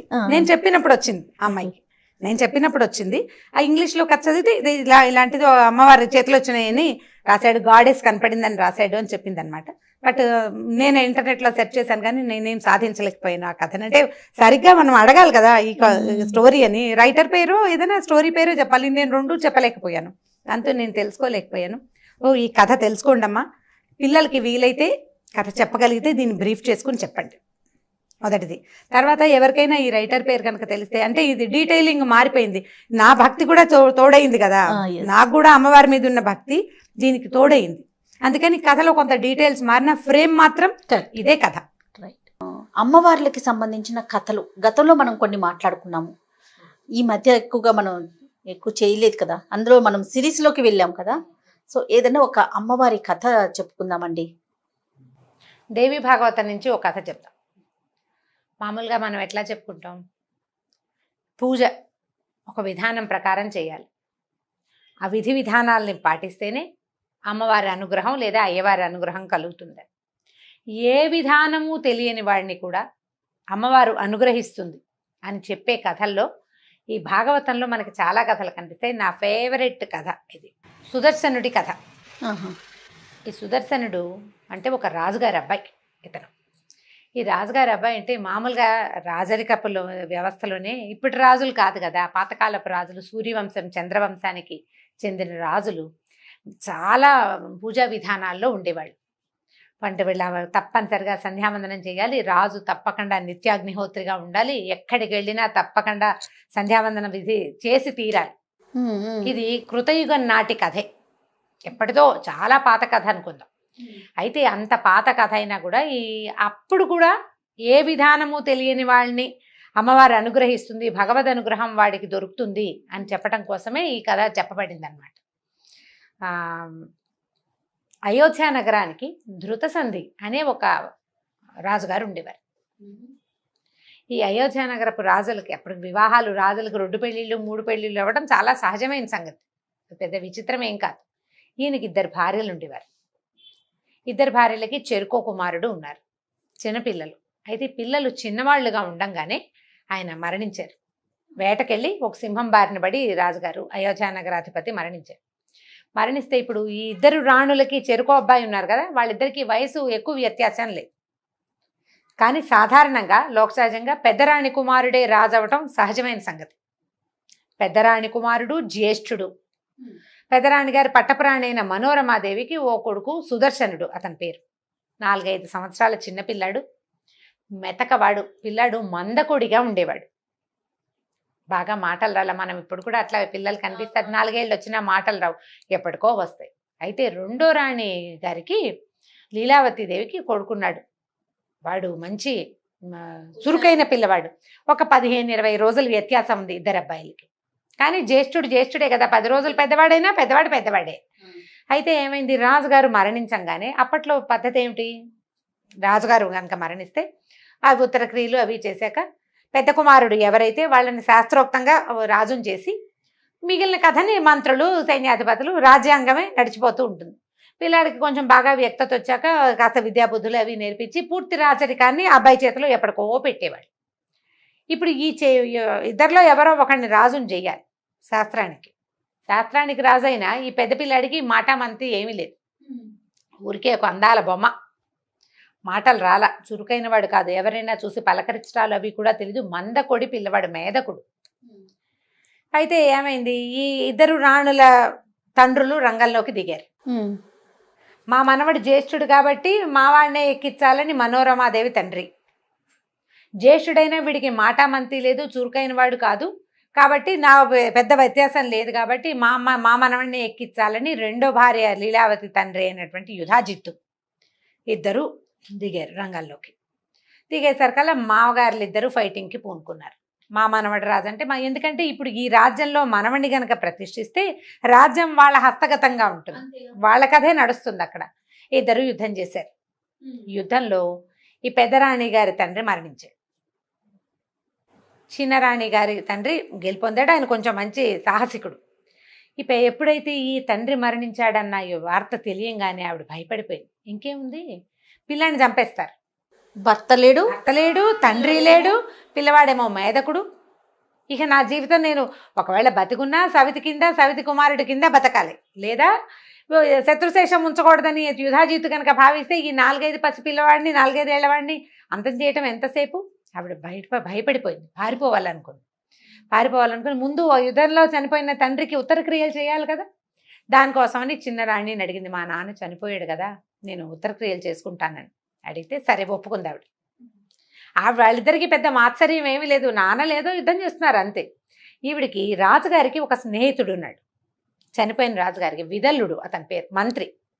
ఆ మంత్రి ఈ మనోరమాదేవి రాజ్యం అంటే ఆవిడ పుట్టిన ఊర్లకి దగ్గరలో ఊళ్ళవాడనమాట. మన పుట్టింటికి సంబంధించిన వాడంటే మనకు ఒక స్నేహం ఉంటుంది సహజంగా. ఆ విదల్లుండి పిలిచింది, మా నాన్నకు ఉత్తర క్రియలు చేద్దాము, ఈ పిల్లాడిని ఏం చేయాలి, నేనేం చేద్దామంటే అమ్మ పారిపోదామమ్మా అన్నాడు అతను. ఆ విదల్లుడు ఏంటంటే కొంచెం తృతీయ ప్రకృతిలాగా కనపడతాడు, పురుషుడైనా కూడా కొద్దిగా స్త్రీ రూపం, సుకుమారంగా ఉంటాడు. దాంతో అతనితో ఈవిడికి స్నేహం ఉంది కొంత. ఒక పిల్లాడిని ఎత్తుకుని తిప్పే దాదిని ఈ విదల్లుణ్ణి తోడు తీసుకుని నాన్నకు ఉత్తర క్రియలు చేసి అట్టించట్టే పిల్లాడిని ఎత్తుకుని పారిపోయింది రాణిగారు. ఇక్కడ లేదు. ఈ యుద్ధం అంతా పరిసమాప్తం చేసుకుని ఆ రాజుగారి సైన్యాన్ని అంతా స్వాధీనం చేసుకుని మనోరమాదేవి తండ్రి రాజ్యాన్ని కూడా స్వాధీనం చేసుకున్నాడు లీలావతి దేవి తండ్రి యుధాజిత్తు. ఇంటికి వచ్చి రాజ్యంలో చూసుకుంటే రాణిగారు లేదు, పెద్ద రాజకుమారుడు లేడు. ఏమైపోయారంటే ఉత్తర క్రియలు చేస్తానంటే వెళ్ళింది, పంపానన్నారు. ఉత్తర క్రియలు అయ్యేపోయినాయి. తర్వాత రాణిగారు పత్తాలేదు. ఇక వెతకటం మొదలుపెట్టారు. ఏంటంటే శత్రుశేషాన్ని ఉంచకూడదు. రాజ్యానికి రాజు కావలసిన వాడు ఒకడంటూ ఉంటే ప్రజలకి ఎప్పుడూ పెద్ద కుమారుడి మీద ఉంటుంది, అది తీసేయాలి. ఈయన ప్రయత్నం చేయటం మొదలుపెట్టాడు. ఈ పారిపోయిన ఈవిడ విదల్లుడు ధాత్రితో కలిసి ఎక్కడికో దిగంతాలకి పారిపోయి ఈ అయోధ్య నగరం నుంచి ఇంచుమించు కాశీ దాకా వెళ్ళిపోయింది ఆవిడ. వెళ్తే అక్కడ భరద్వాజ మహర్షి ఆశ్రమానికి చేరుకుంటే ఈ మేధకుడైన పిల్లవాడు, ఒక దాసి, ఒక కాస్త మెత్తగా కనబడే మంత్రితోటి తన దగ్గరకు వచ్చిన ఈ రాణిగారికి భరద్వాజ మహర్షి ఆశ్రయం ఇచ్చాడు. ఆశ్రమంలో ఉండమన్నాడు. ఉండమంటే అంత మహారాణి పాపం, రాజుగారి పట్టపు రాణి అంటే సింహాసనం మీద కూర్చోగలిగే ఆవిడ ఈ కుమారుణ్ణి బతికించుకోవడం కోసం ఇంకా ఆవిడ అక్కడ ఉండిపోయింది. రోజులు గడుస్తున్నాయి. యుధాజిత్తుకి ఇక తెలిసిపోయింది రాణిగారు ఇక్కడ ఉంది అని. ఆయన భరద్వాజ ఆశ్రమానికి మీదకి ఆశ్రమం మీదకి దండెత్తి రాల. అప్పట్లో ఋషి ఆశ్రమాలని దండెత్తటము, వాటిని ఏదైనా చేయటము అలాంటి ప్రక్రియలకి పూనుకునేవాళ్ళు కాదు. దానికి దగ్గరలో ఉన్న ఒక రాజ్యంలో విడిది చేసి భరద్వాజుడికి కబురు చేశాడు, నీ దగ్గరున్న ఈ మనోరమాదేవిని ఆ పిల్లాడిని నాకు అప్పచెప్పమని. భరద్వాజుడు శతవిధాలా నేను అప్పచెప్పను అనేసాడు. అప్పచెప్పను, ఆ అమ్మాయికి సహాయం లేదు, ఆవిడకి రాణిగారికి సహాయం లేదు, తండ్రి లేడు, భర్త లేడు, అబల, ఆవిడేం చేస్తుంది? నువ్వు ముందొచ్చి ఉంటే ఏం చేసేవాడినో, ఆమె ముందొచ్చింది. పైగా పిల్లవాడు మేధకుడు, ఋషాశ్రమంలో పెరుగుతాడు, మెల్లిగా ఋషి అయిపోతాడు, నీకేం అడ్డం రాడు. కాబట్టి నువ్వు ఈ ప్రక్రియ మానుకోమని ఆయన భరద్వాజుడు యుధాజిత్తుని వెనక్కి పంపించేసాడు. కానీ వాళ్ళ దృష్టి మాత్రం ఇక్కడ ఉంది. ఈ పిల్లాడు ఏదో ఆశ్రమంలో అందరితో పాటు తిరుగుతూ ఆడుకుంటూ ఉండేవాడు. కొంచెం 5-6 సంవత్సరాలు వచ్చినాయి. ఒకరోజు ఏమైందంటే ఈ ఆశ్రమంలో పిల్లలందరూ ఆడుకుంటున్నప్పుడు సంస్కృతంలో మాట్లాడుకుంటారు. ఈ మాట్లాడేటప్పుడు ఈ తృతీయ ప్రకృతిలాగా కనపడతాడని చెప్పాను కదా విదల్లుడు మంత్రి. క్లీబా అంటే నపుంసకుడు, తృతీయ ప్రకృతి అని అర్థం. ఒక 14-15 సంవత్సరాల పిల్లాడు అటు వెళ్తూ ఈ విదల్లుడిని చూసి క్లీబ్ అన్నాడు. ఎక్కిరింతగా, పిల్లలకి అలాంటి లక్షణం ఉంటుంది చూడు. ఆ ఎక్కిరింతగా అన్న ఆ క్లీబ్ పదము ఈ పిల్లాడికి, మన సుదర్శనుడికి క్లీమ్ లాగా వినపడింది. తమాషా సౌండ్, క్లీమ్ అనేసరికల్లా ఎలా ఉంటుంది, కీచుమన్న ఒక శబ్దం వస్తుంది. అది తలుచుకోవటం మొదలుపెట్టాడు అబ్బాయి. పిల్లలకి అట్లా ఉంటుంది కదా, ఏదైనా ఒక పదాన్ని పడితే వదిలిపెట్టరు. ఓ చిన్న చిన్న శబ్దాలు కూడా అంటాం, ఎంతసేపు చిచ్చి అంటుంటారు. నాలుగుతో ఊళ వేయటం, మనం వద్దని చెప్పినా మానరు. ఒకసారి వచ్చిందా ఇక మన భూ అంటుంటారు, మానరు. ఇంకా ఈ పిల్లాడు ఆ క్లీమ్ అని పట్టుకున్నాడు. పైకి అనేవాడు కాదు, ఎంతసేపు క్లీమ్ క్లీమ్ క్లీమ్ అని తలుచుకుంటుండేవాడు. మనం 4-5 సార్లు క్లీమ్ క్లీమ్ అని చూడండి, ఎవరికి వాళ్ళు అనుకోండి. ఈ కథ వినేవాళ్ళు 2-3 సార్లు అనగానే ముక్కు ఈ ప్రాంతము ఏదో ఒక వైబ్రేషన్కి గురవుతున్నట్టు తెలుసు. నేను 3 సార్లు అంటేనే నాకు తెలిసింది. క్లీమ్ అనేది కామరాజ బీజం, అమ్మవారి బీజాక్షరం. రటనగా అనయ సరికల్లా అందులోంచి ఒక పాజిటివ్ ఎనర్జీ వైబ్రేషన్స్ వచ్చేస్తాయి బయటికి. చిన్న పిల్లాడు ఇక అదే పైగా అన్న కొందికి ఒక ఉద్విగ్నత, ఒక ఉద్రేకం వస్తుంటుంది లోపల. అనుకుని చూడండి, మనం ఓంకారం చేస్తామా, పదే పదే ఓంకారం చేస్తే మెదడు తెరుచుకుపోతున్నట్టుగా అనిపిస్తుంది మనకి. ఓంకారం చేసే, ప్రణవాక్షరం చేసే అలవాటు ఉన్న వాళ్ళు అసలు మానరు. ఎందుకంటే ఈ ప్రణవోపాసన ఎంత ఉత్సాహాన్ని, ఎంతో ప్రశాంతతని ఇస్తుంది. మనం స్తోత్రాలు శ్లోకాలు చదువుకుంటామా, చదువుకుంటుంటే మనకు ఒక ప్రశాంతత వస్తుంటుందా? అలవాటైతే మానలేకపోతాం. ఈ బీజాక్షరాల ప్రభావం అలాంటిది. ఈ పిల్లాడు ఆ క్లీం బీజాన్ని పట్టుకున్నాడు. ఇక అదే అదే అదే అదే అనగా అనగా అనగా అనగా వాడి మేధకుడుగా ఉండే వాడి బుద్ధి వికసించడం మొదలుపెట్టింది. వాడి లోపల చిక్కుముడులుగా ఉన్నటువంటి శక్తి ప్రసారం అన్ని పక్కలకి బ్రెయిన్లోకి ప్రసరించడం మొదలుపెట్టింది. మాటలు సరిగ్గా రాని పిల్లలకి ఇలాంటిది ఏదైనా ఒక బీజాక్షరాన్ని కనుక నేర్పిస్తే వస్తాయని దేవి భాగవతంలో చెప్పబడింది. ఈ చెప్పుకోగా ఈ పిల్లాడు క్రమంగా ఎలాంటి బుద్ధి కుదిరిక వచ్చిందంటే చూస్తే అది నేర్చేసుకుంటాడు. వీడు మేధకుడు అన్న ధ్యాస పోయింది. ఆశ్రమంలో ఉన్నాడు కదా, భరద్వాజాశ్రమంలో. ఆ వయసు రాజకుమారులకి ఎలాంటి విద్యలు నేర్పాలో అవన్నీ నేర్పబడ్డాయి అతనికి. సాధారణంగా అక్కడ ఒక పిల్లాడు ఉన్నాడు, అందరూ చదువుకుంటారు, వాడు కూడా వాళ్ళతో పాటు వేదం చదువుకుంటాడు. రాజకుమారుడు క్షత్రియోచితమైన ఉంటే బాణం వేయటాలు అవి ఇవి నేర్పించారు. యుద్ధం చేయటం కోసం కాదు, సాదాగా జరిగింది. ఈ నేర్చుకుంటున్న విద్యకి ఈ బీజాక్షరపు తాలూకు ప్రతిభ తోడైపోయింది. దాని ప్రభావం తోడయి వీడికి విపరీతమైన బుద్ధి వికాసం కలిగింది ఆ అబ్బాయికి. ఒకనాడు అతనికి గరుడారూఢుడుగా ఉన్నటువంటి, అంటే గరుత్మంతుణ్ణి అధిరోహించిన వైష్ణవి శక్తి అతని కళ్ళ ముందు ప్రత్యక్షమైపోయింది. అమ్మవారు క్లీం బీజం వైష్ణవ శక్తి బీజం అన్నమాట. కామరాజ బీజం అంటారు, కోరిన కోర్కెలు తీర్చే బీజాక్షరం. ఇప్పుడు కూడా మనకి అలాంటిది లభిస్తుందా అంటే భాగవతంలో చెప్పబడింది. ఇప్పుడు పిల్లవాడి గురించి చెప్పుకుంటున్నాం మనం. అతనికి ఏమీ తెలియదు, అమాయకుడు. ఇది బీజాక్షరం అని, దీన్ని ఇలా చెయ్యాలని, గురుముఖత తీసుకోవాలని ఏమీ తెలీదు. ఒక అమాయకపు బుద్ధికి దొరికిన ఆ అక్షరాన్ని అతను రటనగా చేయటం వల్ల భగవంతుడు అతనికి ఆ బుద్ధి వికాసాన్ని కలగజేశాడు. నేను కూడా క్లీమ్ చేస్తాను అంటే మనకు అట్లా రాకపోవచ్చు, ఎందుకంటే ఇది విధానం కాదన్న మనకు తెలుసు. గురుముఖత తీసుకోవాలి, దీనికి నిష్ఠా నియమం కావాలి, విధి విధానానికి అవగాహన ఉన్నవాడికి అవగాహన ప్రకారం మొత్తం చేస్తేనే నీకు ఆ బుద్ధి వికాసం కలుగుతుంది. ఏ అవగాహన లేదు, కేవలం బీజాక్షరమే దొరికింది. ఆ బీజం వల్ల అతనికి అట్లాంటి బుద్ధి వికాసం కలిగింది. అమ్మవారి శక్తి అతనికి కనిపించేసింది. కనిపించేసరికి ఇంకా పవర్ శక్తులు పెరిగిపోయాయి అబ్బాయిలో. ఒక ధనుస్సు, కొన్ని తూణీరాలు, కొన్ని బాణాలు దొరికినాయి నది ఒడ్డున. ఆవిడ వదిలిపెట్టింది అతని కోసం. అక్షయ తూణీరాలు తీసిన కొద్దీ వస్తూనే ఉంటాయి అందులో నుంచి. బాణాలు తీసేస్తారు, మనం సినిమాల్లో చూస్తుంటామా, అన్నీ తీస్తాడు, మళ్ళీ ఎలా వచ్చాయని ప్రశ్న వస్తూ ఉంటుంది. అక్షయ తూణీరము అనేది ఒక మంత్రం. ఆ మంత్రం గనక ఉన్నవాడికి వాడు ఎన్ని తీసినా మళ్ళీ అందులోకి శస్త్రం దాంతా చేరిపోతూ ఉంటుంది. అలాంటిది ఒకటి దొరికింది. ఇట్లా పెద్దవాడైపోయాడు. బీజాన్ని మాత్రం వదల్ల. ఇతనికి ఇలాంటిది ఒకటి దొరికిందనే సంగతి ఎవ్వరికీ తెలియదు. రహస్యంగా అతనిలోనే ఉండిపోయింది. కొన్నాళ్ళకి ఆ కాశీ రాజకుమార్తెను కలుసుకున్నాడు ఇతను. ఆ అమ్మాయి ఇతను వరించేసరికి ఇంతలో కాశీరాజు ఈ అబ్బాయి ఎవరో రోడ్డును పోయేవాడిని వరించిందని ఆయన తెలియక ఆయనేమో స్వయంవరం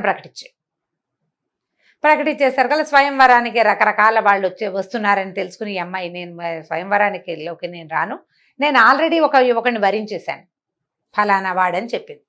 ఆయన ఆనుపాను తెలుసుకుని ఇతను రాజకుమారుడని ఫలానా వాడని తెలిసేసుకున్నాడు. భరద్వాజాశ్రమంలో ఉన్నాడు, తెలిసిందే అది. ఇప్పుడు ఏం చేశారు, ఈయన కూడా ఒక ఆహ్వాన పత్రం వచ్చింది. ఒక రాజకుమార్తె స్వయంవరానికి వచ్చిన ఆహ్వానాన్ని చూసి రాణిగారు ఆశ్చర్యపోయింది. ఇదేమిటి, మనకు రాజ్యం లేదు, ఏమీ లేదు, అయినా ఎలా వచ్చింది, పిలిచినప్పుడు వెళ్ళాలి. అందుకని కొడుకునికి తీసుకుని ఆవిడ కూడా వెళ్ళింది. వెళ్ళేసరికల్లా ఈ అమ్మాయి, నేను స్వయంవరంలోకి నలుగురు ముందుకి నేను రానంది రాజకుమార్తె. నేను వరించేశాను, వివాహితని నేను నా భర్త మెడలో దండేయటం ఒకటే మిగిలింది. వాళ్ళందరికీ నేను ఎందుకు కనిపిస్తాను, పతివ్రత లక్షణం కాదు, నేను చచ్చిన స్వయంవరంలోకి రాననేసి. ఇంక ఇప్పుడు కాశీరాజు గారికి ఏం చేయాలి తెలియలే. నువ్వు అడిగిన పెళ్లి కొడుకుని పిలిపించా కదా, అందరిలో వెళ్ళి నువ్వే దండేయమంటాడు. నేను అందరికీ ఎందుకు కనపడాలి, నేను కనపడను, నేను ఆల్రెడీ భర్తను వరించుకున్నానంటుంది అమ్మాయి. అమ్మాయిది పాయింటే. 10 మందిలో ఎవరో ఒకరిని సెలెక్ట్ చేసుకోవటం అంటే పోనీ అదొక రకం, నేను ఆల్రెడీ సెలెక్ట్ చేసుకున్నాక నేను ఎందుకు కనిపించాలి, నేను కనపడ్డాను అనేసరికల్లా ఈయన ఏం చేస్తాడు, ఇప్పుడు వచ్చిన వాళ్ళందరికీ చెప్పాడు, మా అమ్మాయి ఒక అతన్ని వరించింది కాబట్టి స్వయంవరానికి వచ్చిన వాళ్ళంతా నన్ను క్షమించండి, మీరంతా వెళ్ళిపోండి అనేసరికల్లా వాళ్ళు పోట్లాడేశారు అందరు. నువ్వు మమ్మల్ని ఎందుకు పిలిచావు, ఇంతకీ అమ్మాయి వరించిన వాడెవడు, అయోధ్య రాజకుమారుడు సుదర్శనుడు అని తెలియంగానే అది అయోధ్యకి ఆల్రెడీ రాజుగా ఉన్న శత్రుజిత్తు, అతని తాతగారైన యుధాజిత్తు ఇద్దరు వచ్చారు స్వయంవరానికి. వీళ్ళు మండిపడిపోయారు. అయోధ్య రాజకుమారుడు ఏమిటి, ఇంకా ఎక్కడ అయోధ్యరాజు, అయోధ్యరాజ్యం మాది, వాడికి రాజ్యం లేదు గీజ్యం లేదు, వాడికి పిల్లని ఎలా ఇస్తావయ్యా అన్నారు. మా అమ్మాయి వరించిందండి, కన్యా వరైతే రూపం, కన్య వరించింది అంతేనన్నాడు ఈయన. వాళ్ళు ఒప్పుకోలే, వాడు అంతు చూస్తామన్నారు. ఇప్పుడు ఏం చేయాలి? కాశీరాజు దొరికేశాడు అందరికీ. ఇప్పుడు సరే ఈ డిస్కషన్ అంతా అయ్యాక అమ్మాయి ఏమందంటే, అట్లా కాదు నాన్న, మాకు రహస్యంగా పెళ్లి చేసేసి మమ్మల్ని పంపించేసి, ఏదైతే అదవుతుంది. నాకు కలలో అమ్మవారు కనపడింది, గంగానది తీరంలో కనపడే సుదర్శనుడు నీ భర్త, నేను నిర్ణయించానని చెప్పింది. అమ్మవారు నిర్ణయించిన పెళ్లిని కాదంటానికి నువ్వెవరు, వాళ్ళెవరు? నేను వరించిన దాన్నే నువ్వు కాదంటానికి నీకు హక్కు లేదు, వాళ్ళకి లేదు. అమ్మవారు నిర్ణయించింది కాదంటానికి ఎవరికైనా హక్కు ఉందా లోకంలో? ఆవిడే చూసుకుంటుంది. నాకు భర్త ఇతను అని చెప్పింది. నేను అతనితోటి కలిసి జీవిస్తాను కాబట్టే అమ్మ చెప్పింది. ఏదొచ్చినా ఆవిడే చూసుకుంటుంది నాన్న, నేను అమ్మవారినే నమ్ముతున్నాను. సరే పెళ్లి చేసేశారు. చేసేస్తే వీళ్ళ దారిన వీళ్ళకి మరి పెళ్లి చేశాక రాజకుమార్తె అనేసరికల్లా 100 ఏనుగులు, 1000 గుర్రాలు, 200 మంది దాసదాసీ జనం, కొన్ని కోట్ల వజ్రాలు అవి ఇవి అంతా సమర్పించారు. సారిగా ఆశ్రమానికే పంపడానికి రెడీ అయ్యారు. అబ్బాయికి రాజ్యం లేదు మరి. సరే అన్ని సామాన్లు పుచ్చుకుని వీళ్ళు బయటికి వెళ్ళేసరికల్లా చాలా మంది రాజకుమారులు ఏమనుకున్నారంటే, పిల్లకి ఇష్టం లేదంటే దానికోసమే మనం పోట్టడం ఏమిటి, ఈ గోలంతా వద్దని చాలా మంది వెళ్ళిపోయారు. కానీ యుధాజిత్తు శత్రుజిత్తు మాత్రం ఇక్కడే ఉన్నారు. ఎందుకంటే వీడు తమ శత్రువు, వాడిని చంపి తీరాలని. వాళ్ళు కొంతమందిని ఆకట్టుకున్నారు. వాళ్ళకి క్లోజ్ ఫ్రెండ్స్ ఉంటారు కదా, గుంపు, ఆ ఉన్నవాళ్ళని ఉంచుకున్నారు. వాళ్ళు యుద్ధానికి పూనుకున్నారు. యుద్ధానికి పూనుకుంటే ఈ రథం ఎక్కి కనపడుతున్న కుర్రాడుని వీళ్ళు సామాన్యంగా మేధకుడుగా, బుద్ధి లేనివాడు అంటే మనసు వికసించని వాడిగా భావించిన వాడు తేరిట్లా చూడ్డానికి కూడా వీళ్ళేనంత వెలిగిపోతున్నాడు. వాడి లోపల ఉన్న శక్తి ఎంత ప్రచండమైన శక్తి ఉంది లోపల, అది కనపడుతుంది కదా. ఈ కనపడుతోంది, బాణం తీసి వేస్తుంటే వాడు ఏం తీస్తున్నాడో ఏం వేస్తున్నాడో తెలియటం లేదు. పడిపోతున్నాయి శర పరంపర. మిగిలిన వాళ్ళంతా బాబు వీళ్ళ కోసం పెట్టుకోకూడదు మనం మొత్తం అంతా వెళ్ళిపోయారు. వీళ్ళిద్దరూ మాత్రం మిగిలారు. ఎప్పుడైతే వీళ్ళు ప్రత్యక్ష యుద్ధానికి పూనుకున్నారో అమ్మవారు వచ్చి ఆకాశ మార్గంలో నిలబడి చూస్తోందట పైనుంచి. దేవతలందరూ పైనుంచి చూస్తున్నారు. పరాశక్తి తన అనుగ్రహాన్ని ఒకడి మీద ప్రసరింపజేస్తే వాడిని వాడిని ఎలా ఈవిడ హ్యాండిల్ చేస్తుందో చూడాలనుకుంటున్నారు. అమ్మవారి అనుగ్రహం ఎట్లా ఉంటుంది అని ఆవిడ పైన నిలబడి చూస్తోంది. దేవతలంతా చూస్తున్నారు. యుద్ధం జరుగుతోంది. సడన్గా అమ్మవారి వైపు నుంచే 2 బాణాలు వచ్చి ఈ యుధాజిత్తుకి శత్రుజిత్తుకి తగిలినాయి. ఇతను యుద్ధం ఆపుతున్నాడు కానీ వాళ్ళని చంపే ఉద్దేశంలో లేడు. ఎందుకంటే అతను కోరుకోలేదు వీళ్ళని చంపైనా ఈ అమ్మాయిని తీసుకోవాలనుకోవటల్లా. చంపడం అసలు అతని ఉద్దేశం కానే కాదు, కేవలం యుద్ధం చేస్తున్నాడు అంతే. దాంతో వాళ్ళిద్దరూ పడిపోయారు. పడిపోగానే ఈ కాశీరాజు ఆ వచ్చిన సైనికులు అందరూ ఈ ఆకాశ మార్గంలో కనపడుతున్న అమ్మవారిని చూసేశారు. అందరూ ప్రత్యక్ష నేత్రంతో చూశారు. ఇక అసలు జయధ్వానాలు మిన్ను ముట్టిపోయినాయి. ఒక కుర్రాడు తల్లి తప్పిస్తే రెండో సహాయం లేకుండా ఇలా ఆశ్రమంలో తలదాచుకున్నవాడు ఇట్లాంటి శక్తిని ఇంతమందికి చూపించగలిగేంత మంత్రజపం చేశాడంటే అది సామాన్యమైన విషయం కాదు కదా. అందరూ వేణేళ్ళు పొగిడారట. పైనుంచి దేవదుందుబులు మోగినాయి, పుష్పవృష్టి కురిసింది అతని మీద. అప్పుడు ఈ కాశీరాజు అపారాగా కనపడిన పరాంబికకి దండం పెట్టాడమ్మా, ఇక్కడ వచ్చి నువ్వు చేసిన యుద్ధాన్ని ప్రత్యక్షంగా చూసాను, నీ నుంచి వచ్చిన బాణాలే వీళ్ళని సంహరించాయి, ఇదంతా నీ వల్లే జరిగింది, కాశీరాజ్యంలో సుస్థిరంగా ఉండిపో, నా దగ్గర నుంచి నన్ను వదిలిపెట్టి వెళ్ళొద్దమ్మా అని అడిగట్టాను. అడిగితే ఆవిడ కాశీరాజ్యంలో తను ఉండడానికి ఒప్పుకుంది. అమ్మవారు ఆనాడు చేసిన యుద్ధానికి ప్రతీకగానే అంబికా ఆలయం ఒకటి కాశీలో ఏర్పడిందట. ఇప్పుడు అయోధ్య నగరానికి రాజైన శత్రుంజయుడు మరణించాడు, తాత సపోర్టు పోయింది. ఇప్పుడు ఆ 2 నగరాలు ఎవరివి? గెలిచిన వాడిది. సుదర్శనుడు తన తల్లిని భార్యని తీసుకుని అయోధ్య నగరానికి బయలుదేరి అంబికని తనతోటి రమ్మని అడిగాడు. అయోధ్యలో కూడా నీ పీఠాన్ని ఏర్పరచు, నువ్వు నాతో పాటు ఉండమని. అప్పుడు ఇక్కడ అంబికా పీఠం ఏర్పడ్డాక ఇతనితో పాటు అమ్మవారు అయోధ్య నగరానికి కూడా వెళ్ళి అక్కడ కూడా అమ్మవారి పీఠం ఏర్పడింది. ఈ అయోధ్య కాశీ ఇవి 2 కూడా అమ్మవారి తాలూకు ప్రత్యక్ష నిదర్శనాలు. ఆమె అక్కడ నివసించింది అని చెప్పడానికి దేవి భాగవతమే సాక్ష్యం. ఇక్కడ అంబికాదేవిగా కదండి, అంబికే. కాశీలోనూ అంబికాదేవి, అయోధ్యలోనూ అంబికే. అంబికా రూపంతో వెలిసింది. ఆ తర్వాత సుదర్శనుడు తన రాజ్యానికి వెళ్ళిపోయాడు. తన తల్లి పినతల్లితో సహా భార్య శశికళతో కలిసి చాలా కాలం పాటు అయోధ్య నగరానికి రాజుగా ఉన్నాడు. చాలా గొప్ప పేరు తెచ్చుకున్నాడు. కామరాజ బీజం అంత పనిచేస్తుంది. అక్షరాన్ని సజావుగా పలకటం వల్ల దానికి ఉన్న శక్తి మనకి తోడుగా నిలుస్తుంది. అందుకని ఒత్తులు మానేయద్దు. హల్లులు పొల్లులు అకార ఓకారాలు ఏవి ఎలా అనాలో అట్లా తప్పకుండా అనాలి. లాకి అళాకి తేడా తెలుసుకోవాలి. ఏ ఒత్తు ఎక్కడ పెట్టాలో అక్కడ ఖచ్చితంగా పెట్టాలి. విసర్గలు ఉన్న అక్షరాలని పదాలని విసర్గతోటే పలకాలి. సరిగ్గా పలికితే సరి అయిన శబ్దం కనుక ఆ అక్షరంలో నుంచి వస్తే దాని పవరు, దాని తాలూకు పాజిటివ్ ఎనర్జీ మనతో పాటు ఉంటుంది. దానికి తార్కాణమే ఈ కామరాజ బీజపు కథ, సుదర్శన శశికళుల కథ. ఈ సుదర్శనుడి కథ దేవి భాగవతంలోనే చెప్పబడింది. చక్కటి కథ, దసరా రోజుల్లో తలుచుకోవాల్సిందన్నమాట. అద్భుతం. చాలా చాలా చాలా అండి, చాలా బాగుంది కథ కూడాను. మీరు చెప్పినట్లుగా ఒత్తులు పొల్లులు ఎక్కడ పెట్టాలో అక్కడ పెట్టి పలకాలి.